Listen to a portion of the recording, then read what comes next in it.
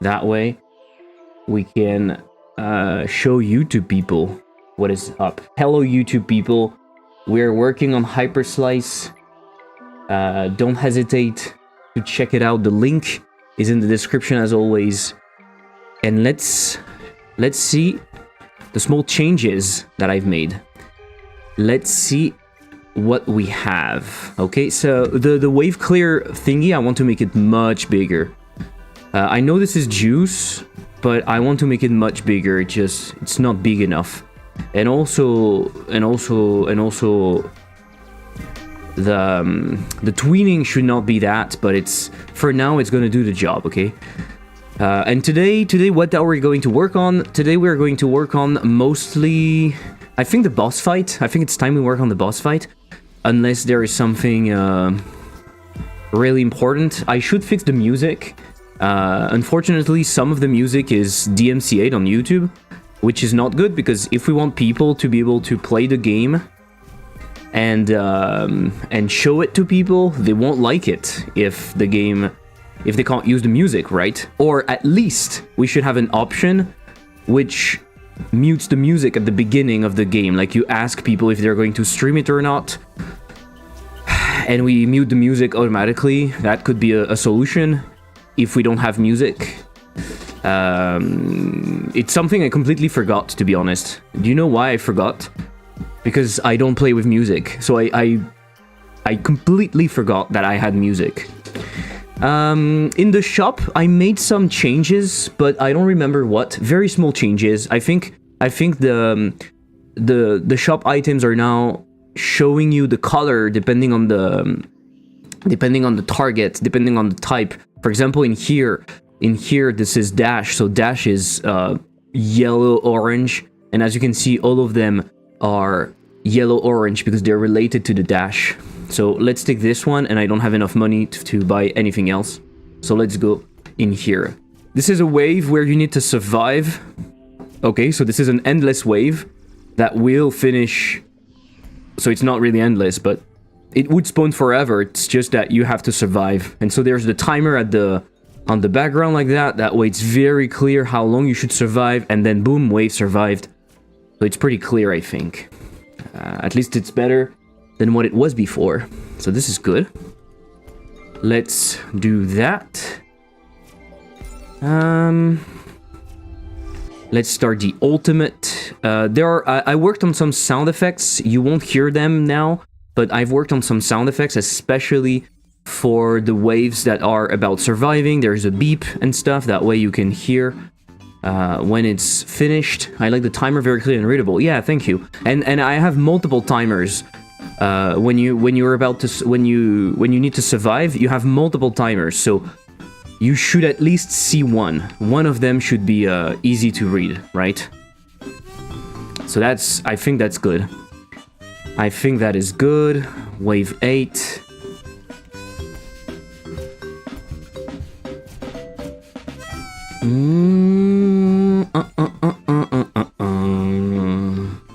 Why am I so bad? No. I don't think anyone won the game already. I'm thinking I will do an update at some point. Maybe today I do an update, because I have some stuff ready for the update, especially since I'm probably going to add some upgrades today. And so I don't know if anyone won the game already, but there is a leaderboard, and I would love for people to compete on the leaderboard a bit.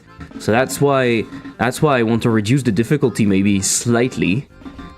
That way we can get more people on the leaderboard, but I don't know. The thing is, from the playtest, the feedback was never that difficulty was too high. Interestingly enough, it was never too high. People, when I asked, everyone said that the difficulty was fine. But no one finished it.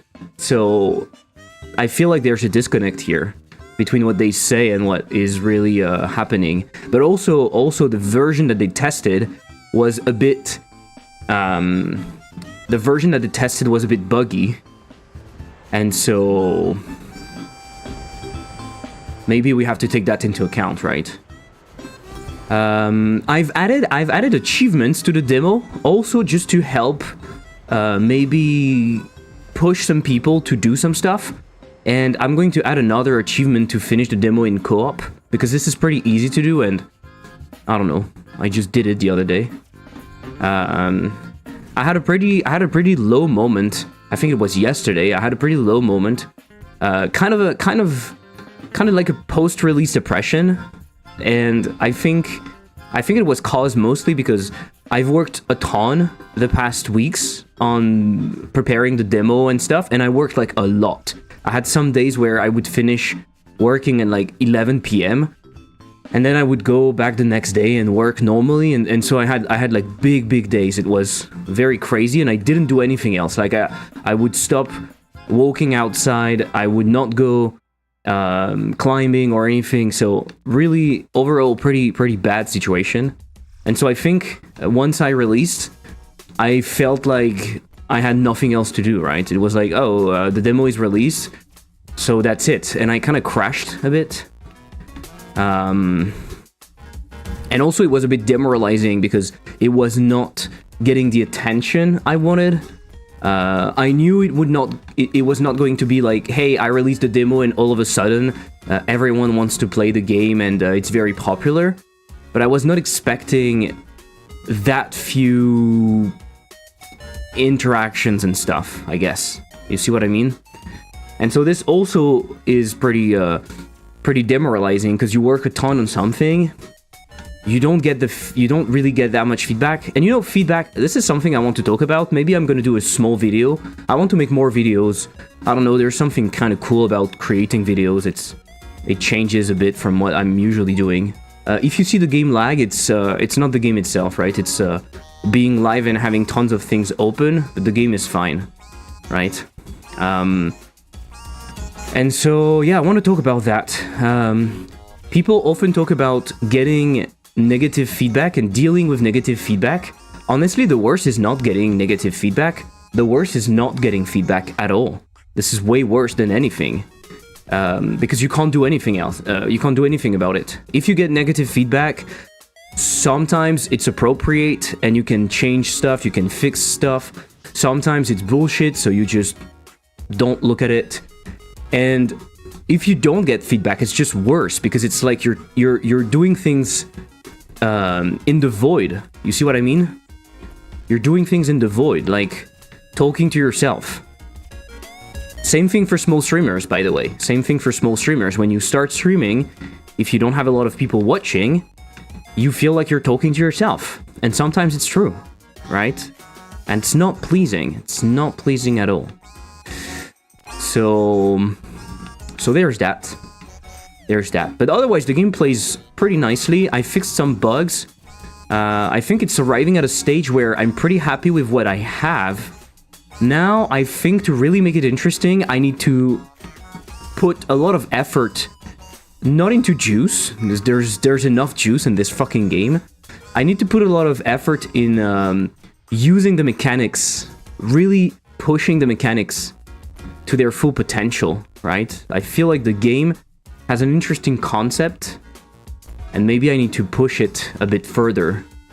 Meaning, I should try to understand what makes it cool, right?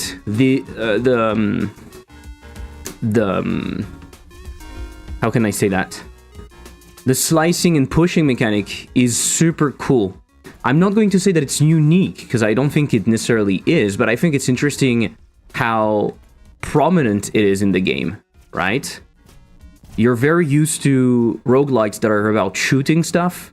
I think it's kind of cool, and I need to lean in that direction, meaning even my enemies should be leaning in that direction. I don't have enemies that take advantage of the slicing mechanism, for example, like a snake-like enemy, or an enemy that would have multiple parts that you need to remove, or even the boss fights and stuff, you know?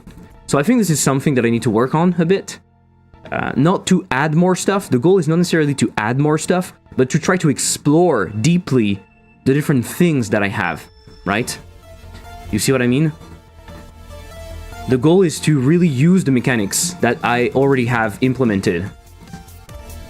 And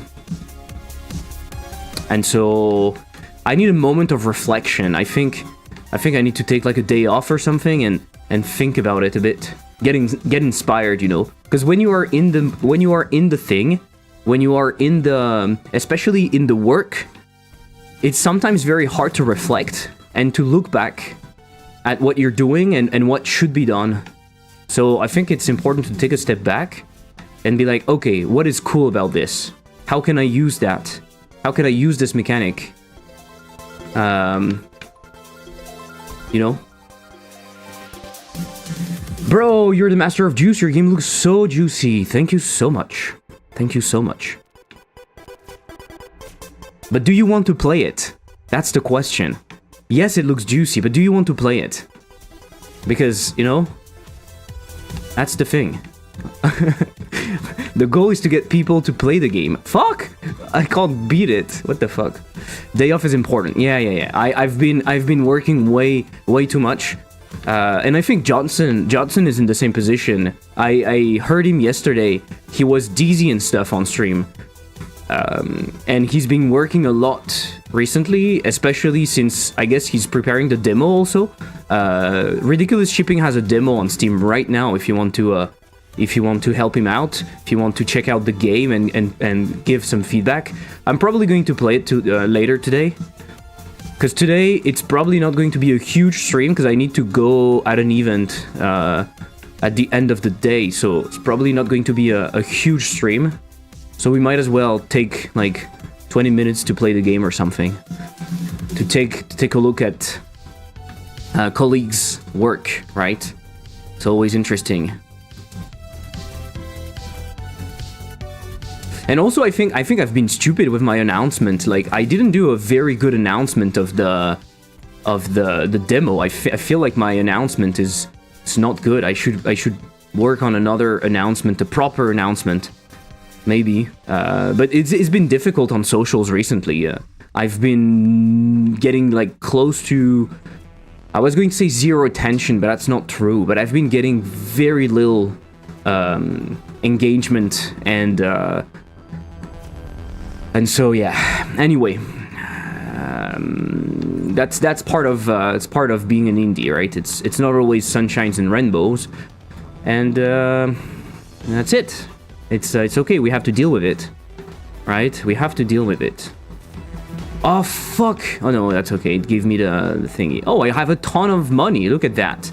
Way too much money. I was very lucky in that round to get that much money. But I got an upgrade that I don't care about.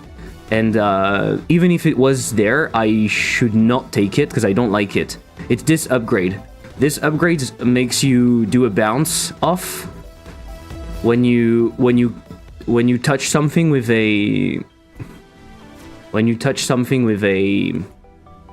dash push, you will bounce off like this, which can be useful if you want to avoid a lot of enemies, but I don't need it. So yeah. Very cool, the thing in the background to tell you the time, very cool. I like it. It's a good thing I did it.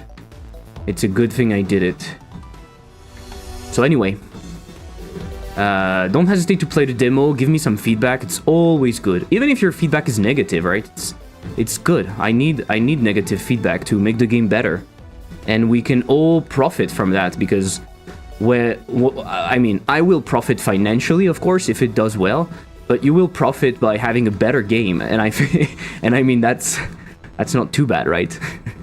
It's something. So that's pretty cool.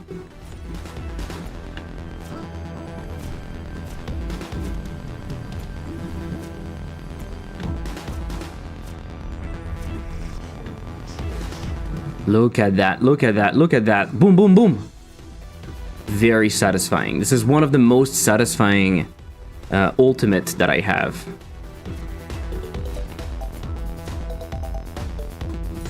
Shit. What I like about the upgrades that I have for now is that I think they create what I want.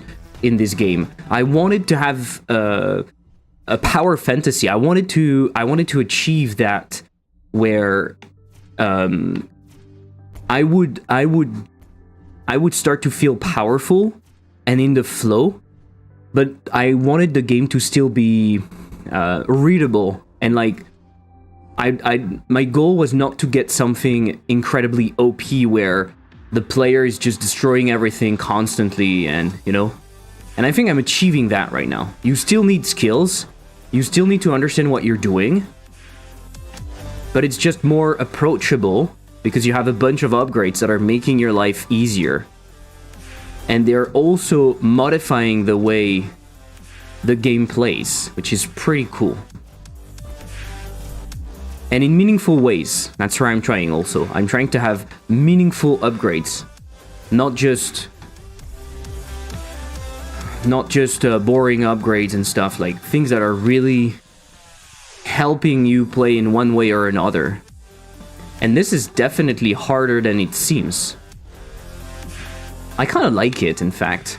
This bounce, you just need to understand what you're doing, of course, but maybe it's interesting.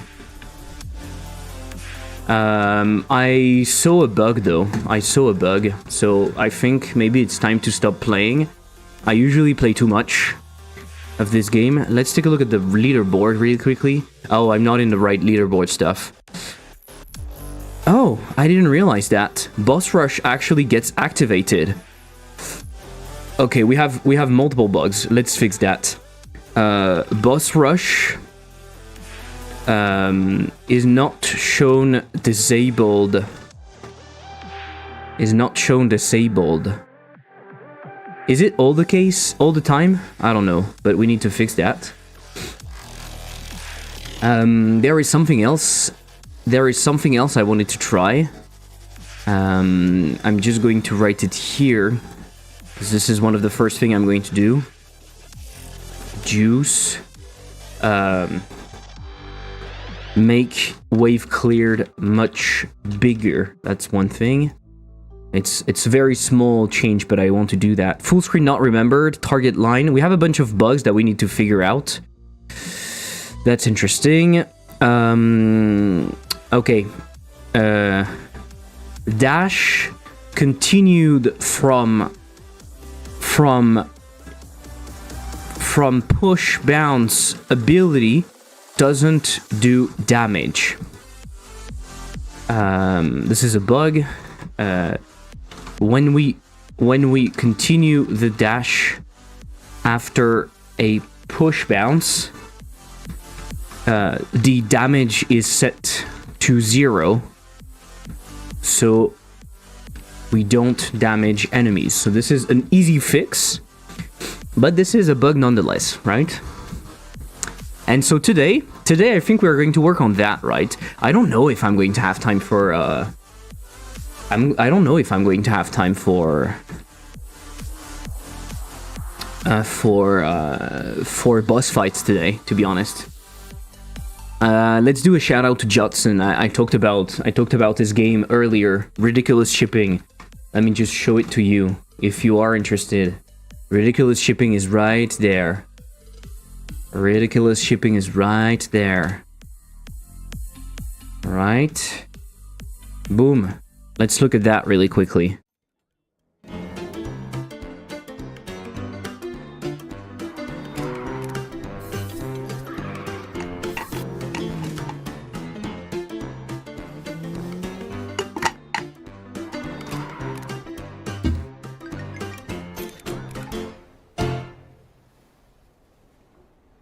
I'm in the wrong category again. Software and game dev. I'm in the wrong category again. So yeah, Ridiculous Shipping, the strategy simulation game about running a chaotic seaport. Take charge of unique ports around the world, unload ships, and get every container to its destination using cranes, drones, trucks, and ridiculous buildings like shark-filled aquariums. What do you think? What do you think about the description? What do you think about this description? Let me put it in even bigger. What do you think about this description? Tell me what you think. Oh, Valentine's Day stream from a lovely streamer. Hey, Yuri, how are you doing? I forgot it was Valentine's Day. I forgot. It can tell you something about how head in the work I am, right? I don't even look at dates and stuff. I'm like, I need to take a break, I think, maybe. Tomorrow I will go on a hike. Not sure about the description. Feels a bit vague and a bit vague. A bit vague. Ridiculous shipping. Ports. Vague. You get it? You get it? Vague? Nice one. I'm happy about my pun. Good one, good one. International pun. Wave in English, so I don't think it works. I mean, it works because you need to know the both. No, you don't need to know. Yeah, I understand what you mean, but yeah. Anyway. So what do you think? It's a bit vague? Yeah. So I think I agree with you. I didn't mean international, but most cross language, yeah. Description is a bit dry. Exactly. Yeah. I think I agree with you guys. I think I agree. I watched Dodson and description describes the game perfectly. Okay. I know, I agree with you, Fruit Superman. I think it describes the game, right? I think it describes the game. But do you want to play the game because of the description? Maybe it's missing a tiny bit of something, I would say. You see what I mean? It's a good description, but it doesn't sell it. Yes, I think it doesn't necessarily sell it. It seems very... What I see from here is something very... serious, not necessarily super ridiculous. There is a bit of ridiculousness at the end with the shark-filled aquariums, right? But I don't know. Maybe it could be slightly more on the ridiculous side of it. To tell you that it's not entirely a simulation. Judson is quite serious. That's true, but at the same time, the game is not that serious. I never read summary descriptions on Steam. Really? What do you do then? I read them. I read them to know the genre and stuff like that. I read them, personally. Once you know the game, it does describe it well, but without knowing anything about it, I'm not so sure. And also, yeah, with Yuri, it's dry. Okay. You see the tone of the... You see the tone of the trailer? Look at that. The tone of the trailer is quite cheery and cool and shit. And even the UI, the look of the game, it's more on the cute and cartoony and fun side of things. Yeah, I don't know. Maybe it's not that important. I love the small things. They're really funny because everything is bouncy. It's pretty cool. Jetson, really? What do you do in your life then? I look at screen caps and tags. It's rarely enough to understand the ballpark the game belongs to. Okay, interesting. Yeah, but otherwise it's pretty good. It's a good showcase of what the game is. My only complaint on here. I'm sorry, I'm doing a review even though no one asked for it, right? And maybe he's going to update it. I think my only problem with the screenshots for now is that they show the exact same port, right? Even though he said in the description that you take charge of unique ports around the world, I don't see it. I don't see it yet, which could for some people be a problem. It could be a problem because it would be like, hey, is the game only that? Is the game only going to be that port? Because this is cool, right? It shows you all of the stuff. I like it. This is very cool. It shows you like probably the events that will occur, but then it's just the same thing again here, right? So I would try, if possible, to, even if they're not finished and non-functional, I would try to fake at least one or two other islands or ports to have that. But that's very cool. So you can try the demo. Did I put it in the chat? I will put it in here. You can try the demo, and we are going to try it later today. Okay. The only complaint is that this game lacks some dash. Definitely, there should be a dash. Are we judging Steam pages? I can't help myself. Every time I see a page, I'm trying to analyze it. And again, not as someone who knows everything, thinking that I have the best Steam page out there, because this is definitely not be true. But because I want to get better at making Steam pages, and so I try to analyze Steam pages shamelessly for myself, right? How have you been? I've been doing good. Judge mine too, please. Yeah, sure, send it. You should do a Steam curator thingy with your recs. With your recs? With my recommendations? A Steam curator, do you think? Why? I don't know if I would take the time for that. But anyway, really cool, ridiculous shipping, right? Apart from that, really cool. It's telling you what it is. I should not put it in French, just in case. I don't even have it in my wish list. Who am I? And just to finish with it, take charge of unique seaports around the world to efficiently control the flow of containers and make deliveries to waiting vehicles. You see what I mean? This is a very descriptive description. A very descriptive description so far. You will earn money each wave to upgrade your port so it can handle the next wave of incoming shipments. Do a good job and you'll unlock more ports with their own unique sets of ridiculous challenge and equipment. How many plates can you skim spinning at once? Containers defense, stack them up. Key features. Okay. What I'm trying to say is that sometimes when people read a description, they want to understand the appeal of the game and what is the fantasy that they live. You see what I mean? It's the same principle with YouTube.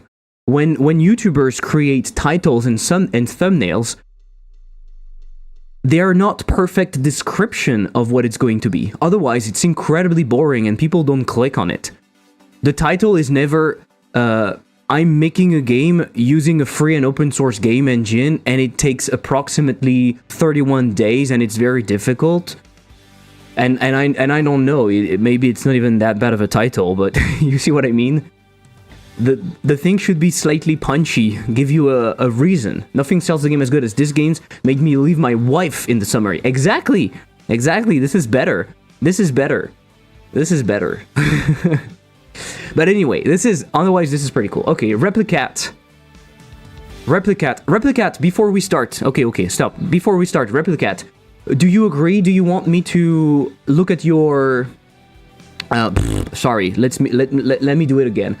Are you okay with me recording this and putting it on my third YouTube channel, which is an incredibly small YouTube channel, where I will eventually continue posting reviews like that? I'm totally okay. Perfect. So let's do record and let's start. So Replicat. Okay, let's do the first thing that we do every time we look at a Steam page.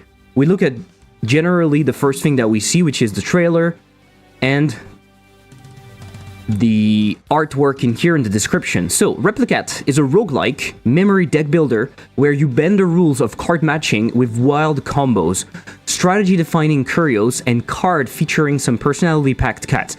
See?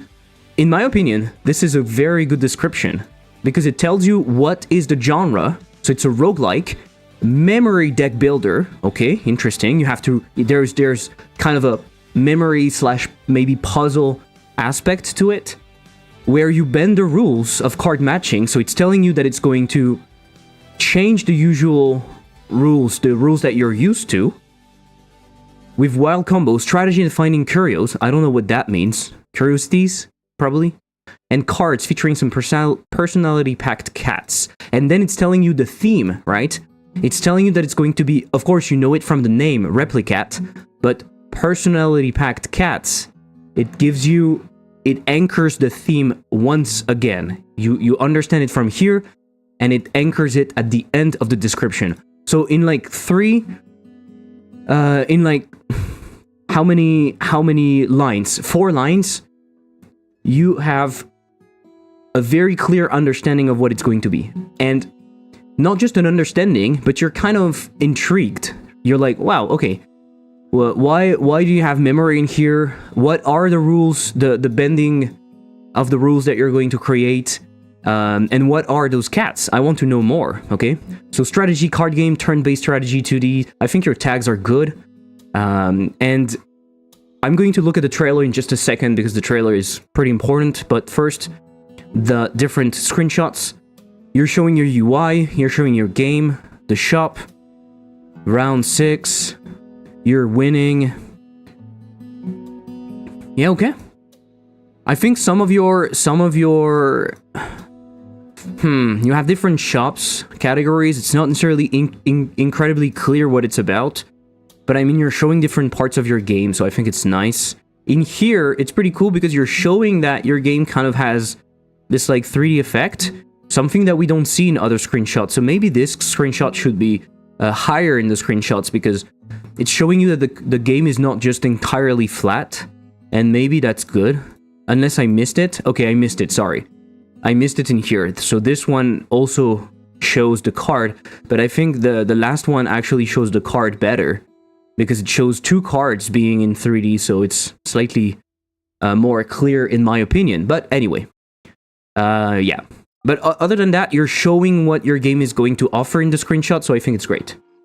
Let's remove the sound and let's put the trailer and let's hear about it.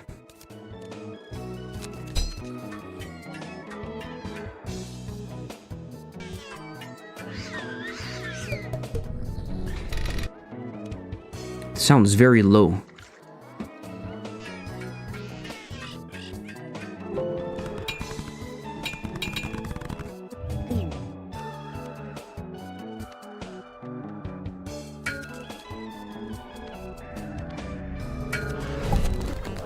Okay.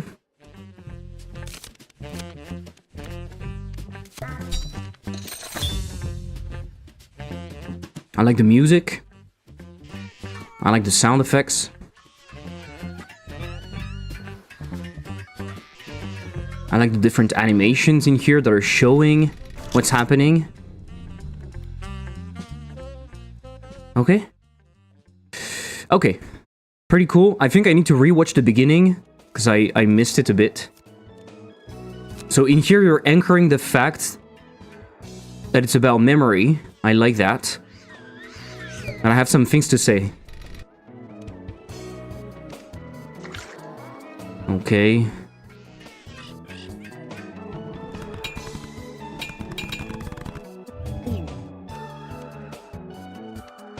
Okay.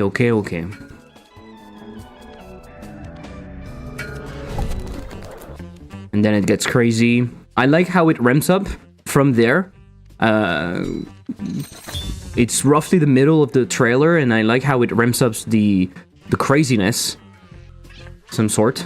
I like that.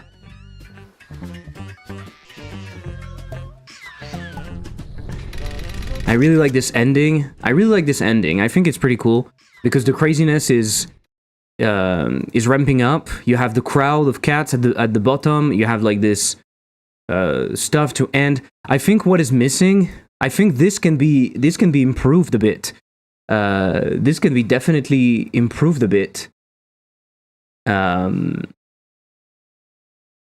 This can be improved a bit by showing that you're actually going above the score like crazy, because you're not showing it in here. You see, what I can see is that you're doing so well. You can see the score bar explodes, right? So even if it's not the case in your game right now, maybe you should fake it and you should put an emphasis on that, because we don't have time to see it. I'm seeing it because I'm replaying the trailer and I'm analyzing the trailer. If someone is just watching the trailer, in here they don't really understand what's happening, especially since you cut to the end like this, okay? So I would put an emphasis on that because it's pretty cool. You're going way above the score. A bit like Ballatro, right? And so Ballatro, when you're going above the score in Ballatro, and you can see it in the trailer. So I think that's why I will talk about that, because in the trailer they're showing it, if I remember correctly. Let's see.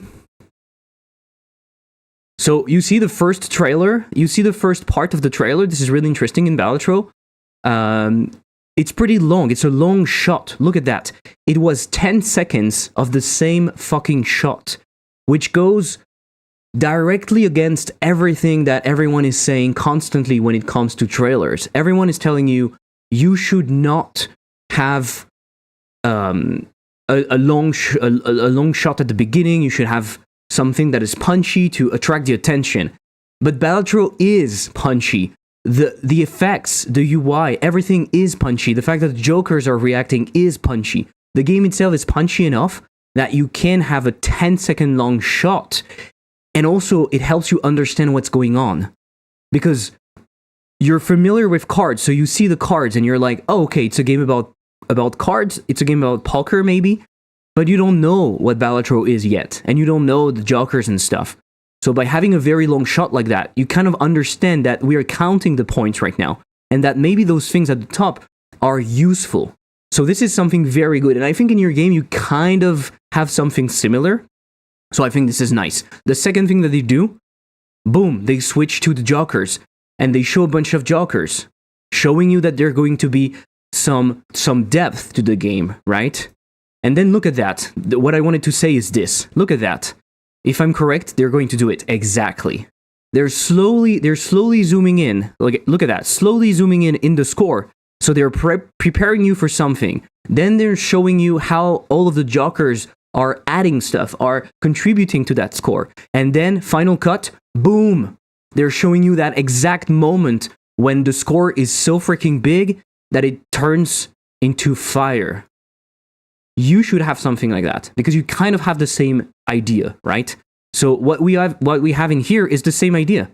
We have some sort of ramping up, right? We see a lot of jokers being utilized. We have the cats at the bottom of the screen, very cool. We see them cheering up, very cool. But we don't see the score. And honestly, you're cutting directly to the end.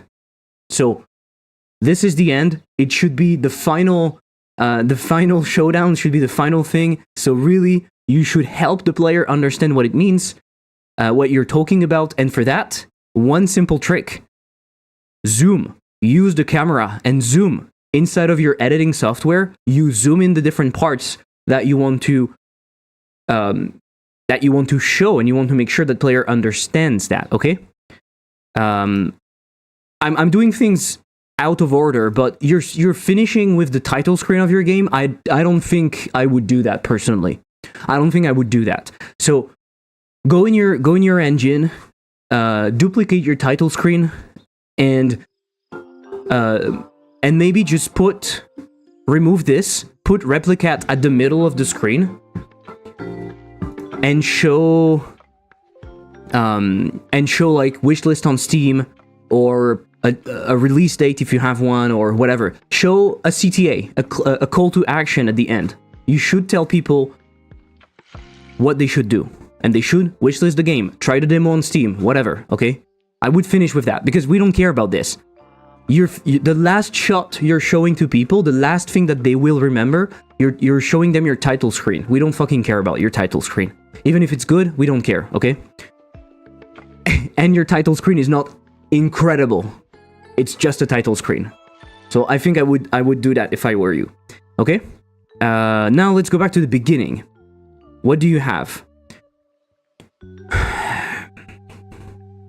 I think at the beginning, okay, I think you're doing the exact opposite of Balatro at the beginning. You're going pretty fast, right?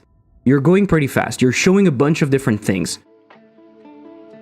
I think you should slow down a tiny bit. And it's probably the first time I'm going to say that, because usually people start too slow in their trailers. Usually people start with like logos and boring stuff. We don't care about that. But in here, you have a game which is maybe not that complex, but there's a lot going on, right? There's a UI on the left, there's some things on the top, and there's some stuff in the middle. So we have to understand. This shot, I think this shot is pretty cool, right? Where you click on one, you click on a second one, it's the same thing, so it matches, right? You have two cats that are purple, so it matches, and it gets validated. If I understand correctly, this is what I understand from that shot. But how long is it? How long is it? You're clicking, it's like 2 seconds. It's way too fast. Way too fast. What I would do personally is I would show the entire screen just like that, okay? I would show the entire screen just like that. I would probably have a shot which is minimum 5 to 6 seconds. I would slowly zoom in if needed to make sure that people understand that the action is happening at the middle of the screen and not the sides. Right now we don't care about the sides, okay? We've seen everything. We zoom in slowly and we start looking at the middle of the screen. You click on one. Give players and viewers something. So you click on one. You click on this cat, okay? Let me do it better. Fuck it. Let me do it better than that. You click on this cat. You click on another one. It's not the correct one, okay? It's not the correct one. So it does bloop, bloop, shklink. It's not the correct one. Then you click on this again. You click on this one again because you know what it is, right? You know it's this one. And then you finally click on the one which is corresponding. With that, you make sure that everyone understands what the goal is. And they will have the satisfaction maybe of knowing it or whatever. You see what I mean? There's a problem. That's what I'm doing already. No. Oh, you are. Sorry, you are. Okay, sorry, I didn't say anything. Okay. You're doing it so fast. Like, look at that. Frame 1, I didn't see your action. So I completely missed it. Look at that. Frame 0, we are at 0 seconds. It's already up. We don't see the action, so we miss it. So, you start with the blank canvas. You click on one. You click on another one, which is not correct. And to anchor the idea, you should go back to the first one. You get it or not?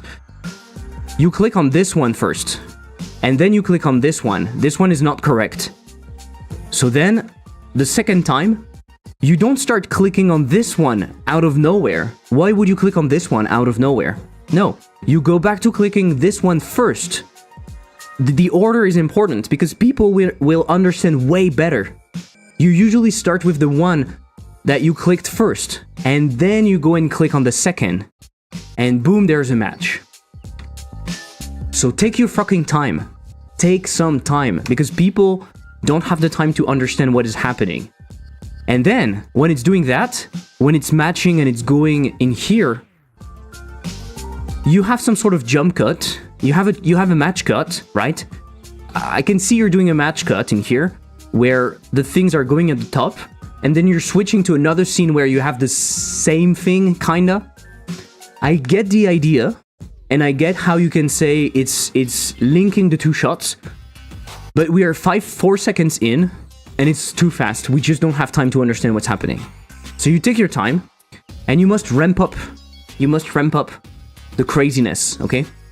So maybe what you do next is you show a good series. You show yourself being able to match multiple ones at the one after the other. So maybe you match two, maybe you match another one, and maybe you match another one, and that way, boom, it's satisfying. I think it's only what's missing in your game. Something a bit more slow, and when you're showing something cool such as this, you're showing the cats getting excited at the bottom of the screen and the score ramping up.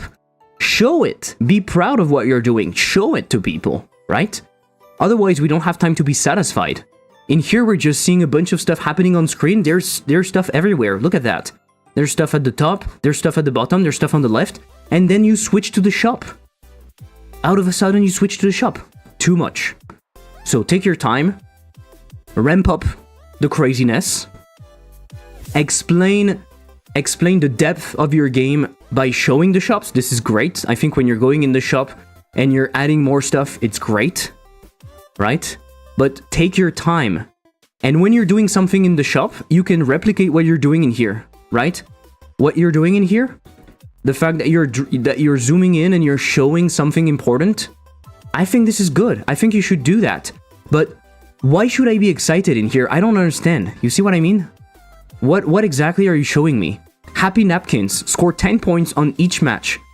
You're putting it in here, and for some reason, the screen shakes, and it moves to the next. Is it that interesting, the thing that you bought? Is it that good? Maybe not. So the effect that you're using is not linked to the importance of what you're doing. I think you should really be aware of that. Make sure that the effects that you're using are matching the level of importance. I don't think it's that important. But I like that. I like that. Boom, you have goals, you have scores, and then you do some stuff. Yeah, this is good. Boom, you're matching. But you see how fast you're going. You see how fast you're going. Boom, you're matching. Boom, all of a sudden you won. And then you pick some upgrades. In here, you're showing that you have a bunch of different stuff. This is good. But because the order is a bit weird, we don't understand. You're going back and forth between multiple things. I think I understand why you're doing that, right? But I also think it's very hard to follow because of this. You're showing a bunch of gameplay, a bit of gameplay, but really fast again. Then all of a sudden we win. Then we shop. Then we win really fast. And then we go back to some gameplay. No, sorry, in the middle you're showing the deck. So maybe the deck, like that, the fact that you have multiple decks, it should be shown towards the end. It's the logical progression, right? So the last thing I would say, because I think we've said most of the things that we should that we needed to say. The last thing is make sure that you storyboard your trailer. And when I mean storyboard, it doesn't have to be crazy, but you put it on paper or in your editing software. You write the important steps. You write the progression. Okay? How do you start? What are you introducing? What are you showing? And you make sure that you ramp up the interest and you finish on a high note. Okay? Right now, it feels a bit like you're showing something and then going back to something else, and then showing something and then going back to something else. It feels messy, right? I watched the trailer and I don't have a good understanding of what is happening. I just saw a bunch of stuff jumping on screen here and there. I think you have all of the ingredients just to finish on a positive note, because you have, I think, a cool game with cool aesthetic. I think you have all of the ingredients. You just need to take your time and to lay them out correctly, right? In the right order. And then, of course, your last screen should be a call to action, as we said at the beginning. And if you do that, I think you have everything you need and you have a good trailer, right? Okay, now that we've seen the trailer, maybe I should look at what you're saying. I agree, I reordered screenshot. I will also make another trailer soon. Rushed a little bit to get the Steam page up. Yeah, no problem, no problem. Hello Vex, by the way. I agree, zooming on the score and stuff could work. Honestly, it wasn't shown in Ballatro's first trailer they released to. They changed the trailer later. Okay. I agree with all of this. I will also get a new trailer made by a professional. That's what I'm doing already. But I agree that it's too fast. I'm not stopping you because it's also good content for you. But again, I agree with all of this and I already am cooking a new trailer. Okay, perfect. Then take that in mind. Keep that in mind, I think.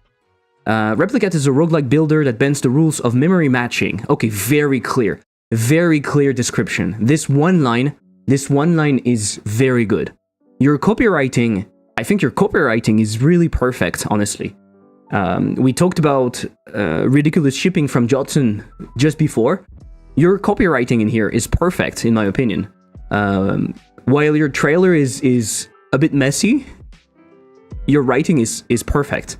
Build powerful decks, break conventions with game-altering curios, and score high with wild strategies. So my only thing is curios. Is it because I'm not native, and so I don't know what it is? Is it referring to curiosities? Is it something that people are aware of? If not, if it's too niche, maybe write it in full, or maybe it's just me. I don't know, because I'm not native, right? So if that's the case, forget about it. It's a word. Oh, okay. I'm not aware of it. So maybe you want to use another one, maybe not, as you want. Bend the rules, so you have a bunch of things, so you understand that those things are going to bend the rules, right? What I understand, the link that I make in my head is, if you're telling me that I should bend the rules, you're also telling me that those things are going to bend the rules. So I think I like that. Matching cards is just the beginning. You're intriguing me. You're intriguing me in here. I like that. Stack game-breaking effects that twist the way you play. Reveal extra cards, keep tiles flipped, match wild jokers, and even force mismatched pairs to succeed. Perfect, perfect. While memory helps, strategy is king as your deck grows stronger and more unpredictable. Perfect! You're showing that there is depth to this game. You're telling people, hey, don't get caught on the fact that it's a memory game. There is depth to this game. Match cards in a way you never thought possible. Collect unique curios that rewrite the rules of the game. Turn mistakes into opportunities with clever deck building. Synergize. Okay?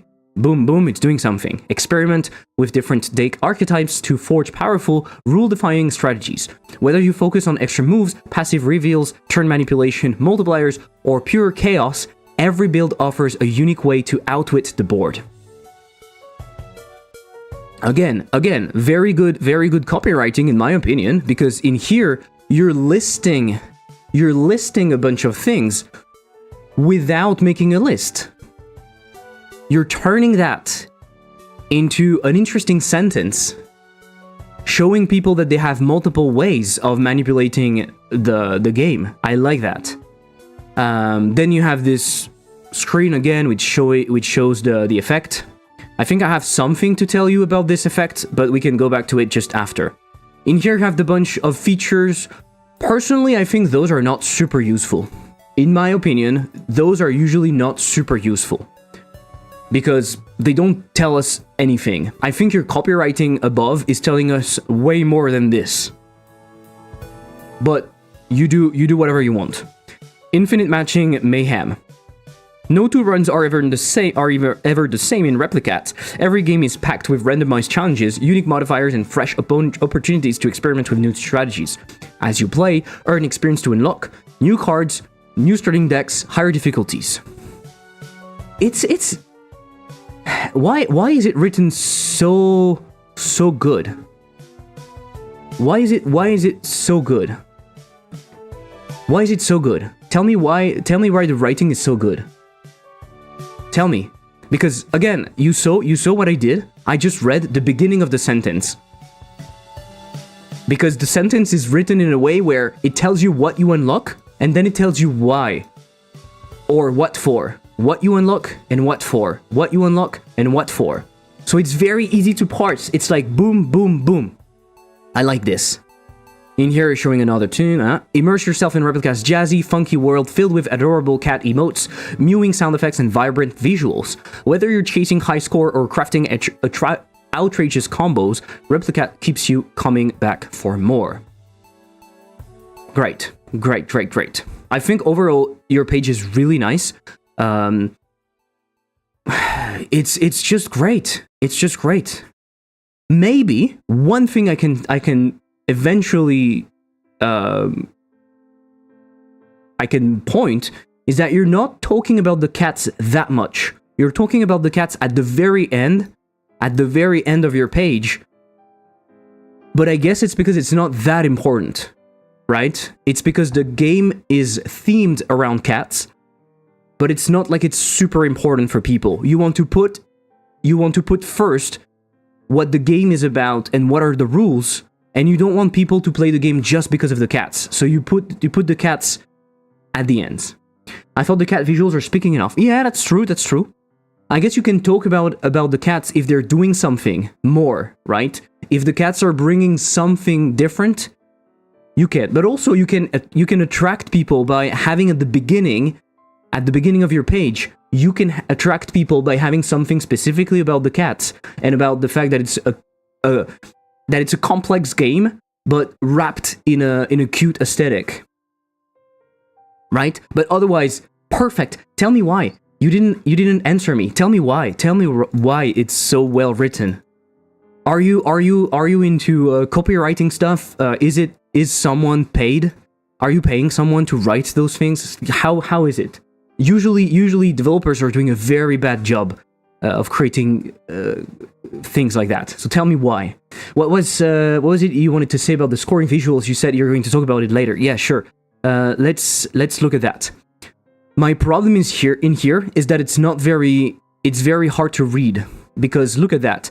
Some of your effects are on top, right? So it's easy to see that this one is getting used.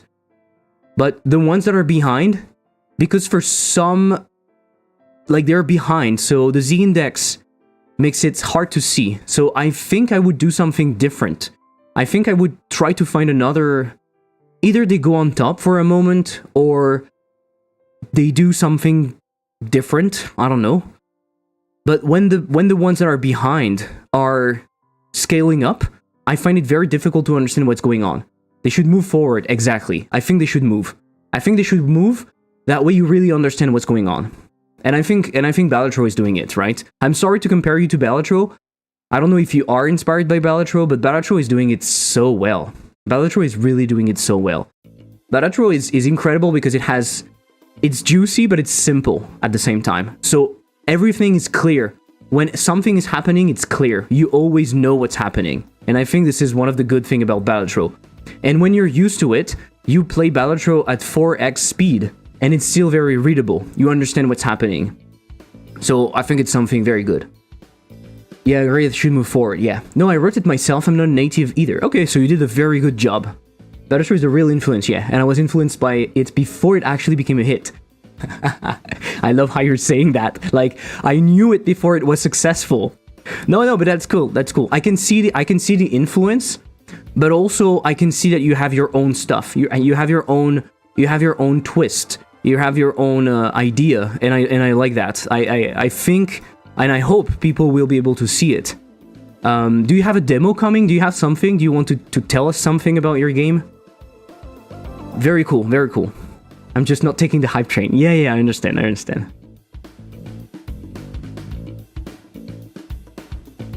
So of course here we are judging mostly your Steam page and your trailer. I'm not judging the in-game that much, right? It would be a separate review. Obviously, from what I'm seeing, you can have more juice in your game, but what is mostly interesting is talking about your Steam page and your trailer, and I think overall you did a very great job. Honestly, apart from the trailer that you are currently reworking, I think all of the rest of the Steam page is very well done. And look at that. Is this game relevant to you? Similar to games you've played. Balatro, so that's very good. Very, very good. And more like this, Billionaire, Library of Runa, okay, Dicemancer, and Stacklands. I think the more like this are not too bad, right? Especially Billionaire, it's very close to what you're doing. Maybe also Dicemancer, I'm not sure. So yeah, pretty cool. Congrats. I think that's it. I uploaded a playtest version. I don't want to put the demo up immediately because of the new demo system. Okay. So you are going to run a playtest, but it's not available on Steam yet. I'm adding that to my wishlist. It's not available on Steam yet. Stacking some wishlist first. Okay, no problem.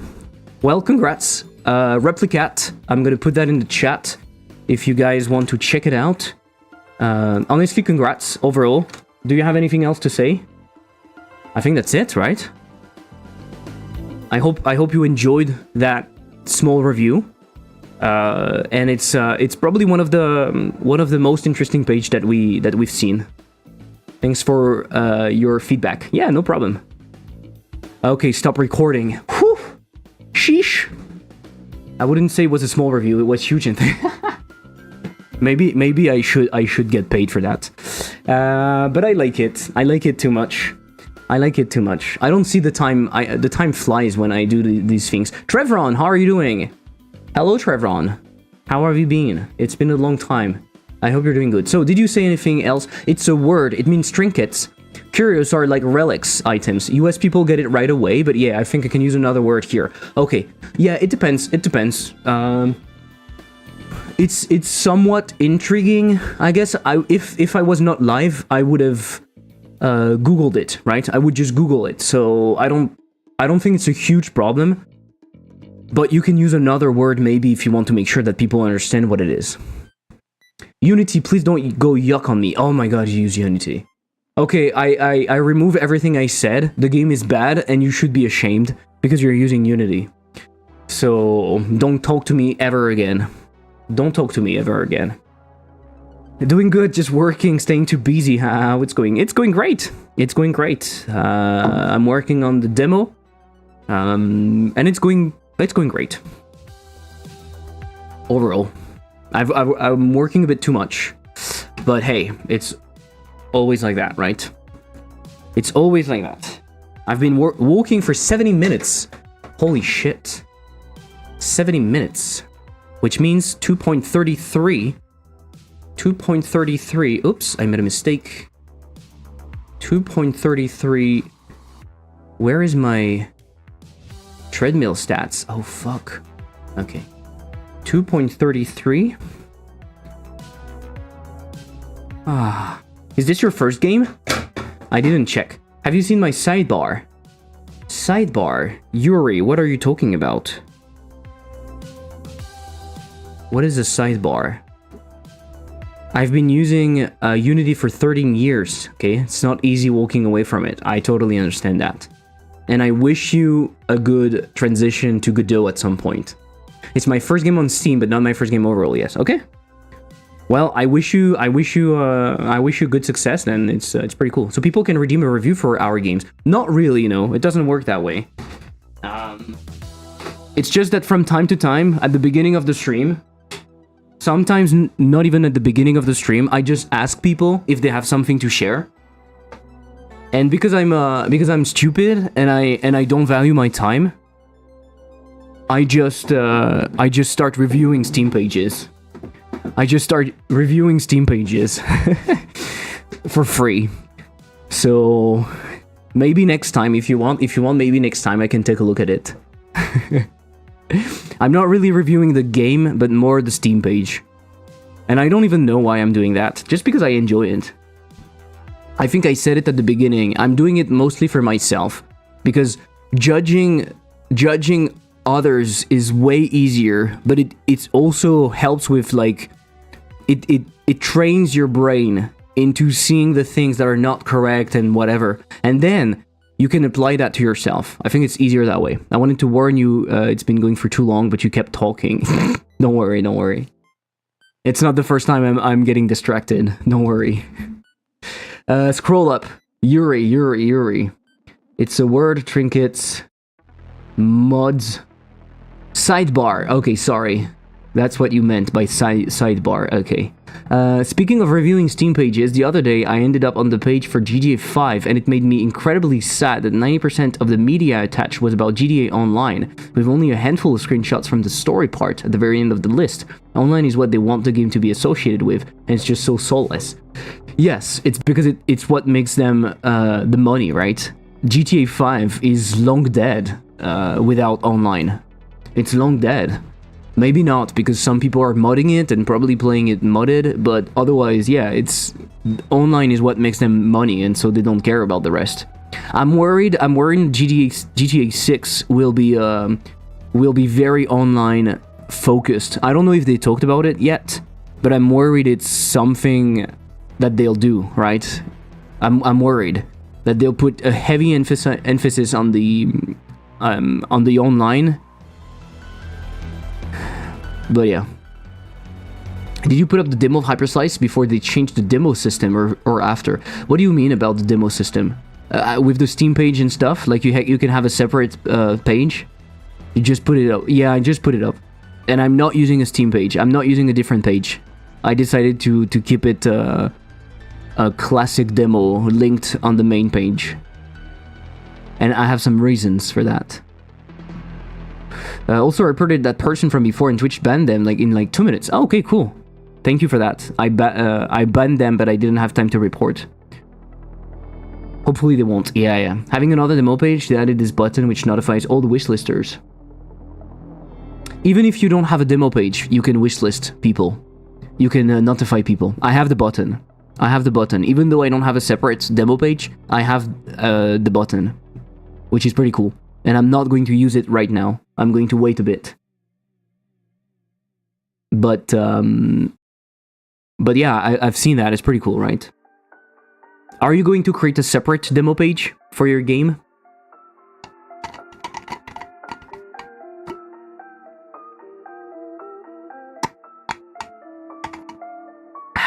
Okay, so let's go back to what we were doing.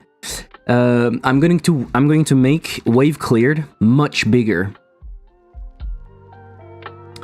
which means, where is style font? I'm going to make that unique just in case, but I don't think it's a problem. Settings, use map maps, use filter, 200. I hope it's not going to be too big. 200. Do I have a rect pivot offset in here? I do. I doodly do. I know, that's what I meant. The button came with the new demo system. Yeah, okay. It's a new button. That's true. It's pretty cool, right? I guess you have 2 weeks to press the button after you release the demo, right? 14 days. Yes, exactly. 14 days. I'm still not sure whether to have a separate demo page. I'd like to hear your opinion about, since you said you have your reasons. My theory on the demo page is, first of all, it's another thing to think about. It's another thing to worry about, right? You're going to worry about having enough reviews and stuff, and then you have to check the reviews, and it's way more public. So it's another thing to worry about. For some people, they won't worry. It's not going to be a problem. It's all fine. So you just have to bear that in mind. You have to know that it's something to think about. Second thing, if you don't have 10 reviews fast, it's sending a signal to people, in my opinion. In my opinion, if someone clicks on your demo and they see that you don't even have 10 reviews, which means you don't have a score, I think it's sending a signal. And depending on your game, depending on how many wish lists you have, depending on how active the community is, it might be a bad idea, right? I think for small games, it's a bad idea. I think it's a very bad idea. For bigger games, though, for games that will attract some reviews, it's even better than a normal demo, because it just gives you another way to show your success, right? You will be able to communicate on it. You will get your 10 reviews and you will say, oh, look at it, we got our 10 reviews on the demo page and people are finding it positive. Boom, you talk about it again. Oh, look at it, we got 50 reviews and the game is still very positive. Boom, you talk about it again. You can. It's like a showcase that your game is doing well. It's another showcase that your game is doing well. But it works only if your game is doing well. And I don't think it would be the case for Hyperslice, so I'm not doing it, because I think it would send the signal, the opposite signal. So I think you have to be aware of that. It's going to make big games bigger, popular games more popular, but not the opposite. And of course, because it's a demo page, it's a separate page, it will get recommended. It will get shown to people more easily. People will be able to see it in their feed, or maybe in the discovery queue, maybe, or at least in the demo section and stuff. So I think for that reason, if the Steam page is big enough, I think it's good. I think I can get to 10 reviews in a short time, but it's still questionable. Can you go back? Can you go back and make it a private page again? Do you know about that? Because if that's the case, you could also just try it. You could just try to make it public, and if it goes pretty badly, you hide it. That could be a solution. Hey Mike, how are you doing? Trevron, how do you do that background? Looks dope. Which background? The waves or the FFT, the visualizer in the background? The waves. The waves is a shader. It's not mine, to be honest. It's not mine. If you type wave shader on Godot shaders, you will find it. It's the exact same.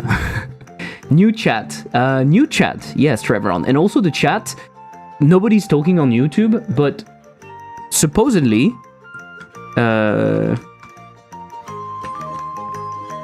Let me see if it works.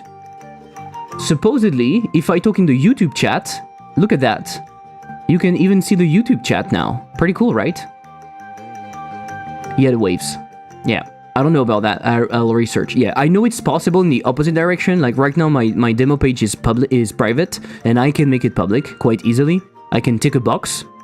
But otherwise, yeah, the strands are FFT. The waves in here, no. The waves in here, no. But I should probably make them FFT react. No, but the background, maybe you can't see it because of the compression and stuff, and it's also very it's also badly spread. So you can see in here I have bars in the background reacting to music.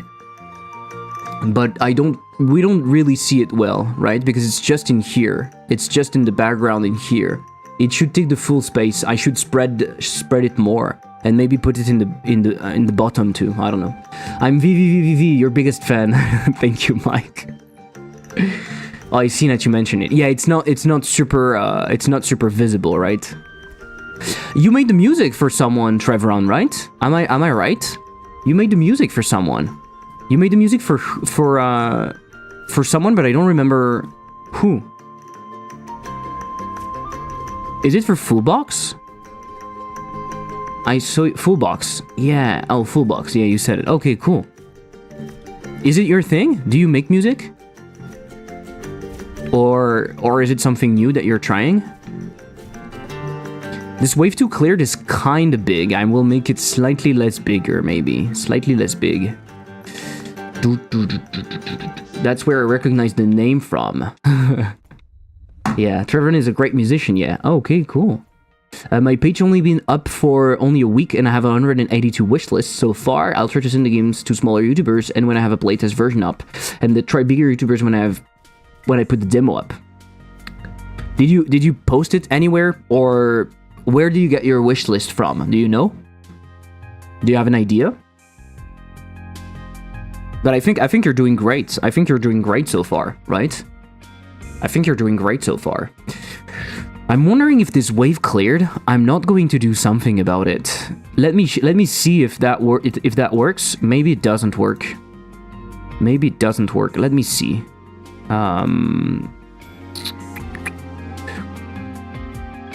I could do that, but I don't know if I want to. Okay, I have the modulate in here. Okay, let me do something, and don't judge me. Don't judge me yet, okay? Don't judge me yet. You will judge me later, okay? You wait a bit. Oh my god, that's horrible. Oh my god, that's horrible. You can judge me. You can judge me, but when I tell you to judge me, okay? I think we don't want shadows, maybe. Ah, that's very ugly. That's very ugly. I'm trying something, okay? Don't look at it. Ooh, shit. Ooh, shit. I'm trying something. Don't look at it. Shh. Shh. Friends, Blue Sky, Twitch communities. Okay, cool. It's just a hobby. I've been making music since I was a kid. Do you do drum and bass? Do you do drum and bass, Trevoron? I'm looking for people that would be able to do drum and bass, breakcore, jungle, things like that. Eventually. I'm also a hobbyist musician and making music since I was a kid, and I made music for my own game. That's pretty cool. Congrats. That's something I would love to do one day. Something I would love to do one day. Something, one day I'm going to do it. One day I'm going to learn. No. It's not good, but you know why it's not good? You know why it's not good? Yeah, okay, it removes, we don't see shit. And so it's less interesting, and also the easing is really bad. I'm going to modify that in the future. It's not something I should do right now. It's juice, and I told you earlier I'm doing juice too often. So let's forget about it. Let's forget about it. Let's go back to this and that. and I'll modify it in the future. I'll modify it in the future. I need to close the window. Give me a second. Skibidi second. Skibidi second. I have dabbled with it for sure. I'm all over the place, to be honest. I get some free time. I can see if I can whip something up for you and see if you're into it. Yeah, sure. That would be cool. That would be cool. I've been negliging it. I can't download Hyperslice demo. What is happening again? What is it, Mike? What is it? Tell me what's happening. You can't download it, or it doesn't launch. You have a Mac? Do you have a fucking Mac? Don't tell me you have a Mac. Don't tell me you have a fucking Mac. Skibidi Mac. Skibidi Mac Mac. Skibidi Mac Mac. Connection timeout when clicking download. On Steam? Maybe Steam is having problems right now. Steam? Is Steam down? Or are you using itch? The green button? No! Don't tell me that. Don't tell me that. It's not cool. So it has nothing to do with me, right? It's not my fault. Steamity Steam. Steamity, steamity, steamity, steamity. Steamity, steamity, steamity. If you send me some examples of what you're going for, general direction, I can give it a shot. Sure, I can do that. Do you have a preferred place to contact you? Do you want me to use, I don't know, Discord or email or Blue Sky or a pigeon? Maybe you want me to send you a pigeon with like an MP3 file on a USB disk, and a USB thumb drive, as we say. You tell me. You tell me. You're the boss. Make wave cleared bigger. Twitch, Discord, Blue Sky, whatever. Discord is probably the best. Okay, do I have you on Discord? Can you send me your nickname, whatever? That way I send you a private chatty chat. Connection timeout. Anyone else can try the demo. Anyone else can try the demo, can try to download the demo just to see if there's a problem. I guess I'm gonna continue playing Kingdom Come Deliverance 2. Yeah. Go to a high place, play it with a huge speaker, and you record it from your home. Yeah, that would work, right? Maybe you can whisper it to me, Trevron, if you don't want to put your Discord in the chat, or you know what? I can do the opposite. I can give you my name, right? That maybe is easier for you. I restarted Steam and I can't log in right now. Okay, so I think there's definitely another problem, which is not because of me. So this is my nickname on Discord. You should be able to use it. You should probably be able to send me a message. Cute marketing strat. Can anyone download the Jimmo just to test? Exactly. Over a 50 kilometers distance, Pigeon have a higher data throughput than gigabit fiber. I remember when I was at school, we had a small problem like that. We needed to calculate that. At what distance would the pigeon be less efficient? That was really fun.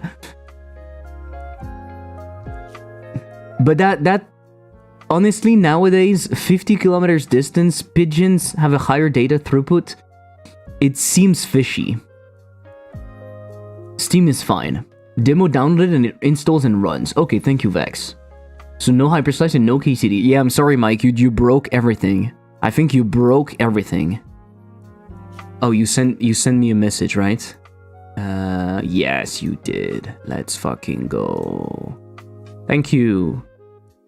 I accepted it, right? Fuck, maybe I accepted another one. Okay, I will send you a message later. I don't know when exactly, but later. Those were some tests. I don't know if I keep that. Countdown timer. I'm fixing some stuff in here. Countdown timer and countdown and walls. Light game project globals. In here, I fix countdown and show on walls. On the lights, I've changed something. Apparently, no. On the game, I've been doing some tests. So tests. Shop item, I use the category color for items. Missile scene, I modify the countdown, right? Modify countdown. No, it's countdown on walls, in fact. I should have... Well, it's okay. I don't care. Player dash time, I reduce the bounce dash time. That's one thing. Globals, we don't care about that. Project. Oh, fuck. New class. My comments are really bad. Don't look at it. Don't look at what I'm doing. Nice, no worries. Always down to make music. Let's go. We have terabytes SD cards now. We're looking at an easy 10 terabytes per pigeon. Ah, that's true. I didn't think about that. Yeah, you're right. You're right. One thing that is slightly unfair, though, are they taking into account the actual copying of the data? Because when you receive your game, if you have like a gigabit connection, your drive is probably fast enough to write it at the same time. So the moment you get the data, it's written to disk nearly instantly. Whereas with the SD cards, you have all of your terabytes, but they're not on your computer yet. You see what I mean? So yes, theoretically the data is here, but yeah. HS installed after a restart. Woohoo! HS. HS.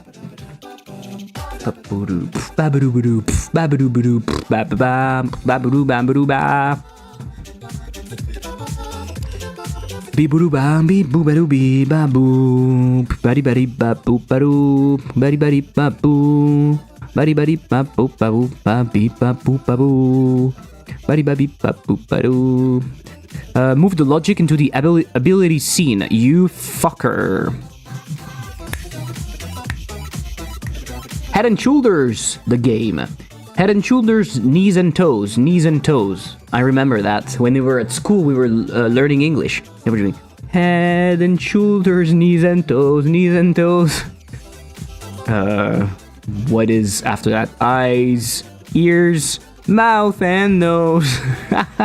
That was shit. You don't have a pigeon intake station at home. Oh, Yuri, you gave me an idea. Thank you.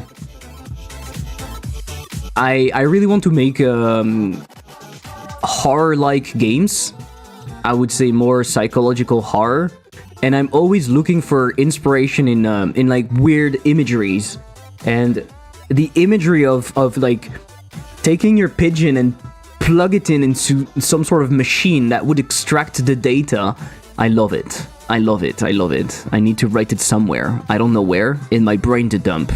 Brain dump. I will put it in games. Is it really games? I don't know where. Things I've learned. Okay, random thoughts. I will put it in games.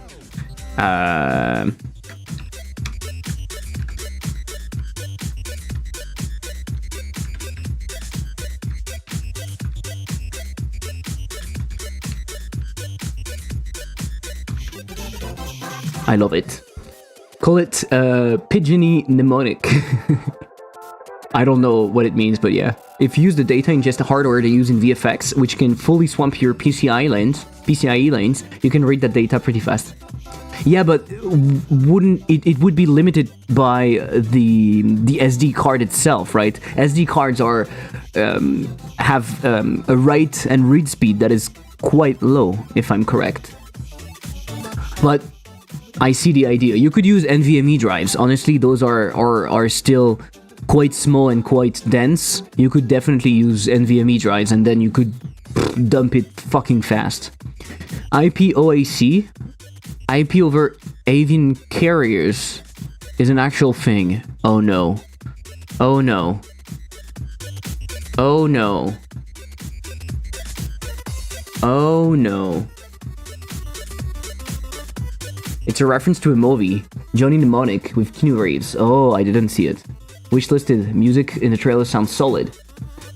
Congrats, you're making a cool game that people are wishlisting, which is nice. So I just played the playtest version, a bit late. Why can't you just slice the ships in ship selection? Took me a moment to see the portal, which would probably be mentioned in the instructions.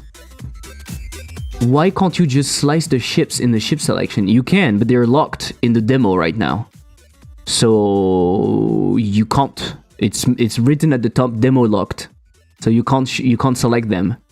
And I want to give you the ability to not start the game immediately after you selected a ship, because that would be frustrating, unfortunately. But honestly, you should play the demo version. It's the same but updated. And thank you, Smax, for playing it. Don't hesitate to use the questionnaire, honestly, if you can. It takes like 5 minutes, and at least it gives me the feedback in a nice format at the same spot. So if you can do that, honestly, all of you guys that are watching, if you can take 10 minutes, play Hyperslice, the demo, and fill in the questionnaire at the end. You will see the questionnaire when you exit the game. There's a pop-up and it tells you to fill in the questionnaire. I should put the questionnaire somewhere else also. That would help a ton, honestly. Took me a moment to see the portal, which should probably be mentioned in the instructions. The thing is, you know what? The thing is, the portal is the same portal as when you finish the tutorial, right? You finish the tutorial, and it tells you slice the portal to start. And so I thought people would see it as the same thing. You see what I mean? I used to make music in FL Studio back in the day. The nostalgia is overwhelming. I used to use FL Studio too, but I was not really making music. I was like, yeah. I will do that next. Also hacked the DRM, so let's see what I do next. Also hacked the DRM? What? What kind of DRM? Is there any DRM on Steam? I did once. I noticed the portal is there. Okay, cool. Skill issues, to be honest, yeah. We'll do that now, okay. Fruity Loops was my first DAW. I love FL Studio. I use Ableton mostly these days. What would you recommend? What would you recommend for a newbie like me? At some point, let's say I want to start making music, mostly like compose small things for myself and maybe future games. Bosca, of course, Yuri, of course. You know that I've tried your software. I've tried it. I created something that was not that bad, I think. But it was fun. It was fun. I enjoyed it.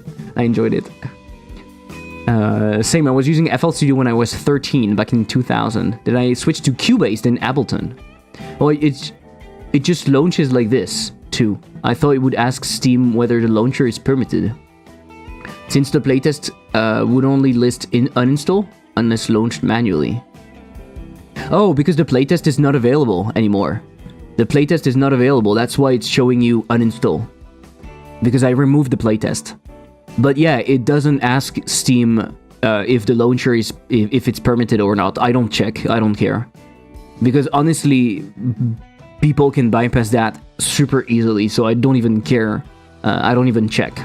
FL Studio is so easy to get into. FL Studio or Ableton are both rad. I prefer Ableton because it's better for recording live instruments. But I don't have instruments, so that would not be a problem. But they basically do the same thing. I agree with Trevor here. Your game just showed me that I have stick drift. Oh no. Oh no, you do have stick drift. That's not good. That's not good. So, let's read that and then let's go back to work. IP over avian carriers. In computer networking, IP over avian carriers is ostensibly functional proposal to carry internet protocol traffic by birds, such as homing pigeons. IP over avian carriers was initially described in RFC 1149. They actually fucking described it. It's fucking crazy. Issued by the Internet Engineering Task Force, written by David Weitzman, and released on April 1st, 1990. It is one of the several April Fool's Day requests for comments. Real-life implementation. The real-life implementation was mentioned by the French Member of Parliament Martin Billard in the French National Assembly during debates about Adobe. What? What? What is this sentence? What is this sentence? The real-life implementation was mentioned by the French Member of Parliament Martin Billard in the French National Assembly during the debates about Adobe. What the fuck? So if you don't know about Adobe, it's the French... It's a special French law against piracy. What the fuck? Risks. Bird flu, blah blah blah. This is incredible. I need that. I put that in my brain dump. This is crazy. I put that in my brain dump. This is crazy. I will make a game about that at some point. I love it.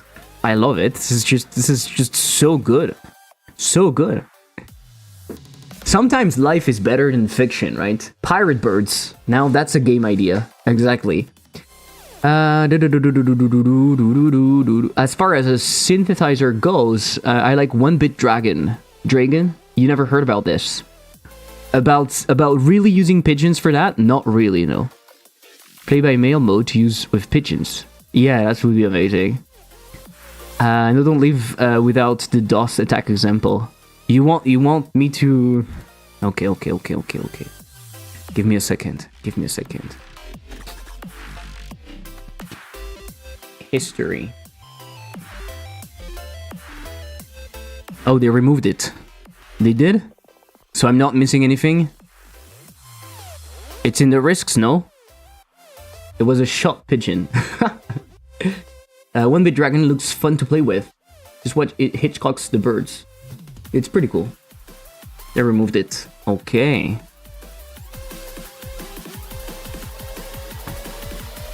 Carriers being flown off course while broadcasting is not specified. Storms can cause data loss. It makes no sense. I love it. The absence of viable local carriers. In some locations, such as New Zealand, a significant portion of carriers are only able to execute short hops, and only at times when the background level of photon emission is extremely low. This describes the flightness and nocturnal nature of Kiwi.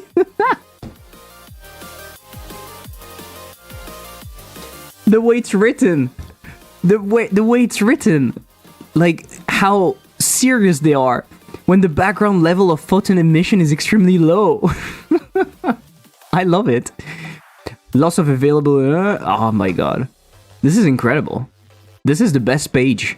This is the best page ever. I will put it on my bookmarks on my professional Chrome. This is incredible. I need it. I need it. How likely would the protocol to be?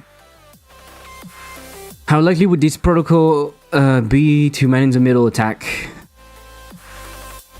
An example of packet loss? It could be on Unclopedia, but it's the real one. Oh my god. Now it's something I would watch. This is crazy. Still significantly faster and more reliable than Australian's NBN. Not as likely as cat-in-the-middle attacks. Likely caused by Batman, a black hacker who doesn't like jokers on the internet. They did a test somewhere of this, maybe Africa, or having a bird with a USB stick or something start flying at the same time a digital transfer started to see what's faster. The bird arrived when the transfer was at 4%. That's amazing. I love it. I love it, guys. I really do. It's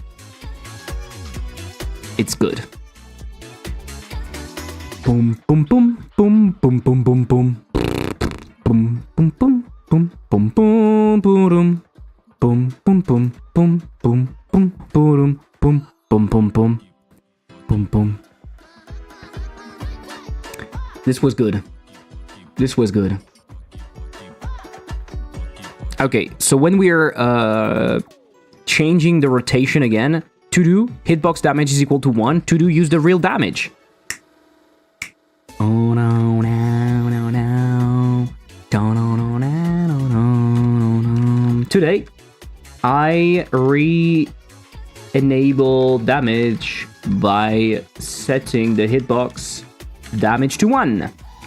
Make sure to change that to the correct value at some point, and don't assume it should be 1. Can you believe that some people don't touch type? Can you believe that? Can you imagine spending hours on your computer and not touch typing? That would be such a fucking pain. Such a fucking pain. Then there are some people that are at another level. On another level.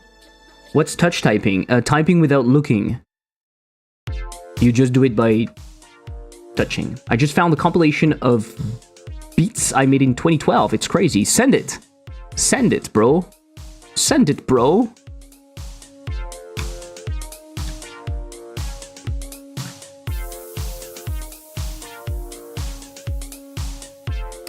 Bounce after push dash doesn't do damage.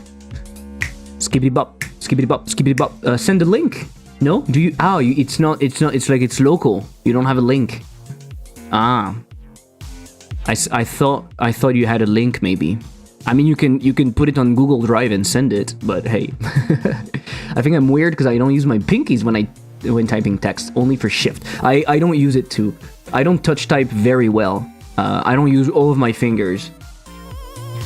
But hey, it's better than nothing.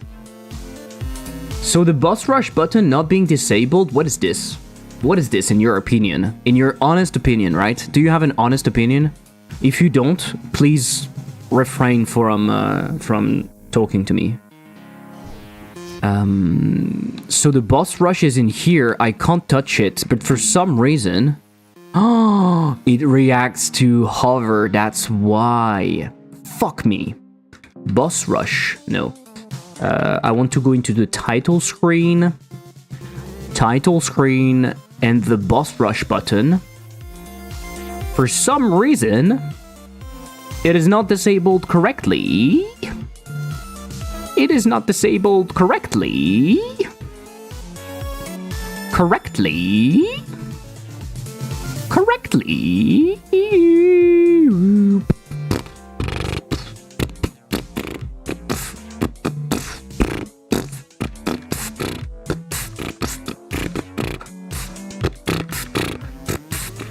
I can fix it like that, or I can fix it better, but I don't want to. My keyboard only has English labels. When typing in Russian, I can't peek even if I wanted to. Wow. That sounds hard. No? Is it hard? You get used to it, I guess, but still. Okay, boss rush is not activated anymore. Guys, we won. Uploading. Are you uploading using a pigeon? I haven't looked at the keyboard in ages. I don't even know where my keyboard is, okay? I don't even look at it. On a daily basis, I don't even look at it. I just touch type everywhere, and the keyboard appears below my fingers. Like, I touch type like that. In the future, the keyboard is everywhere. You type like this. And it just works. It's tiring, but it works. One of the skills you develop as a programmer. I wouldn't know, I'm not a programmer. Fix buttons reacting to mouse when disabled. Disabled.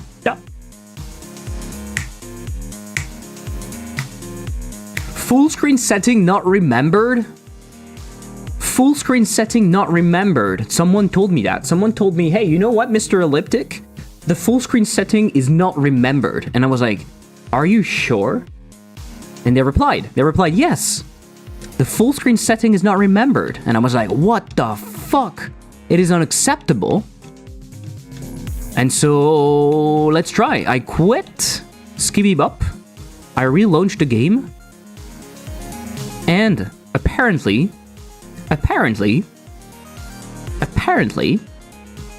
it is not remembered. For fuck's sake. Who's the programmer? Who did that? Fucking stupid programmer. Shitty programmer. Can I post the Google Drive link? Yeah, please do. If it's not a malware, you can. In the next update, in memoriam, the full screen setting. Same for the sound setting, not remembered. I fixed it, Vex. I fixed it. It was in fact remembered, but it was not reapplied correctly. I was reapplying the master sound to all of the buses because I'm stupid. I copy pasted something somewhere and I forgot to modify it. So it's fixed. It might not be fixed yet in this demo version. I need to publish an update, but yeah. Enemy denied from push, deal more damage. What does that mean? I agree that it's not clear if you don't know what denied is. So basically, a denied enemy is every time they're doing something and you prevent and you stop them from doing it. For example, an enemy dashing towards you, an enemy about to shoot, those will be denied when you push them. Okay? And you will see there will be a denied text when you push them. But I agree it's not super clear. I need to rework all of the descriptions. All the names and descriptions are not good. I just call it interrupted. That's true. But denied is like cool, like no, you don't have the right to do that. Showing denied is funny. You see? I like that. Whereas interrupted would be less funny, in my opinion. But it would be more clear. I will rework the descriptions and the names of all of the upgrades because they are very bad for some of them. Be back in a bit. Gotta run to the pharmacy before they close. That's good. Good luck with the pharmacy, Trevron. And you have the link in here, the Google Drive link. Oldbeats.mp3. Excellent. Should I listen to it? Should I believe you? I will trust you, okay? I hope it's not porn. Denied could be a form of kill confirmed mode where you have to slice enemies and then pick up something before your opponent does it.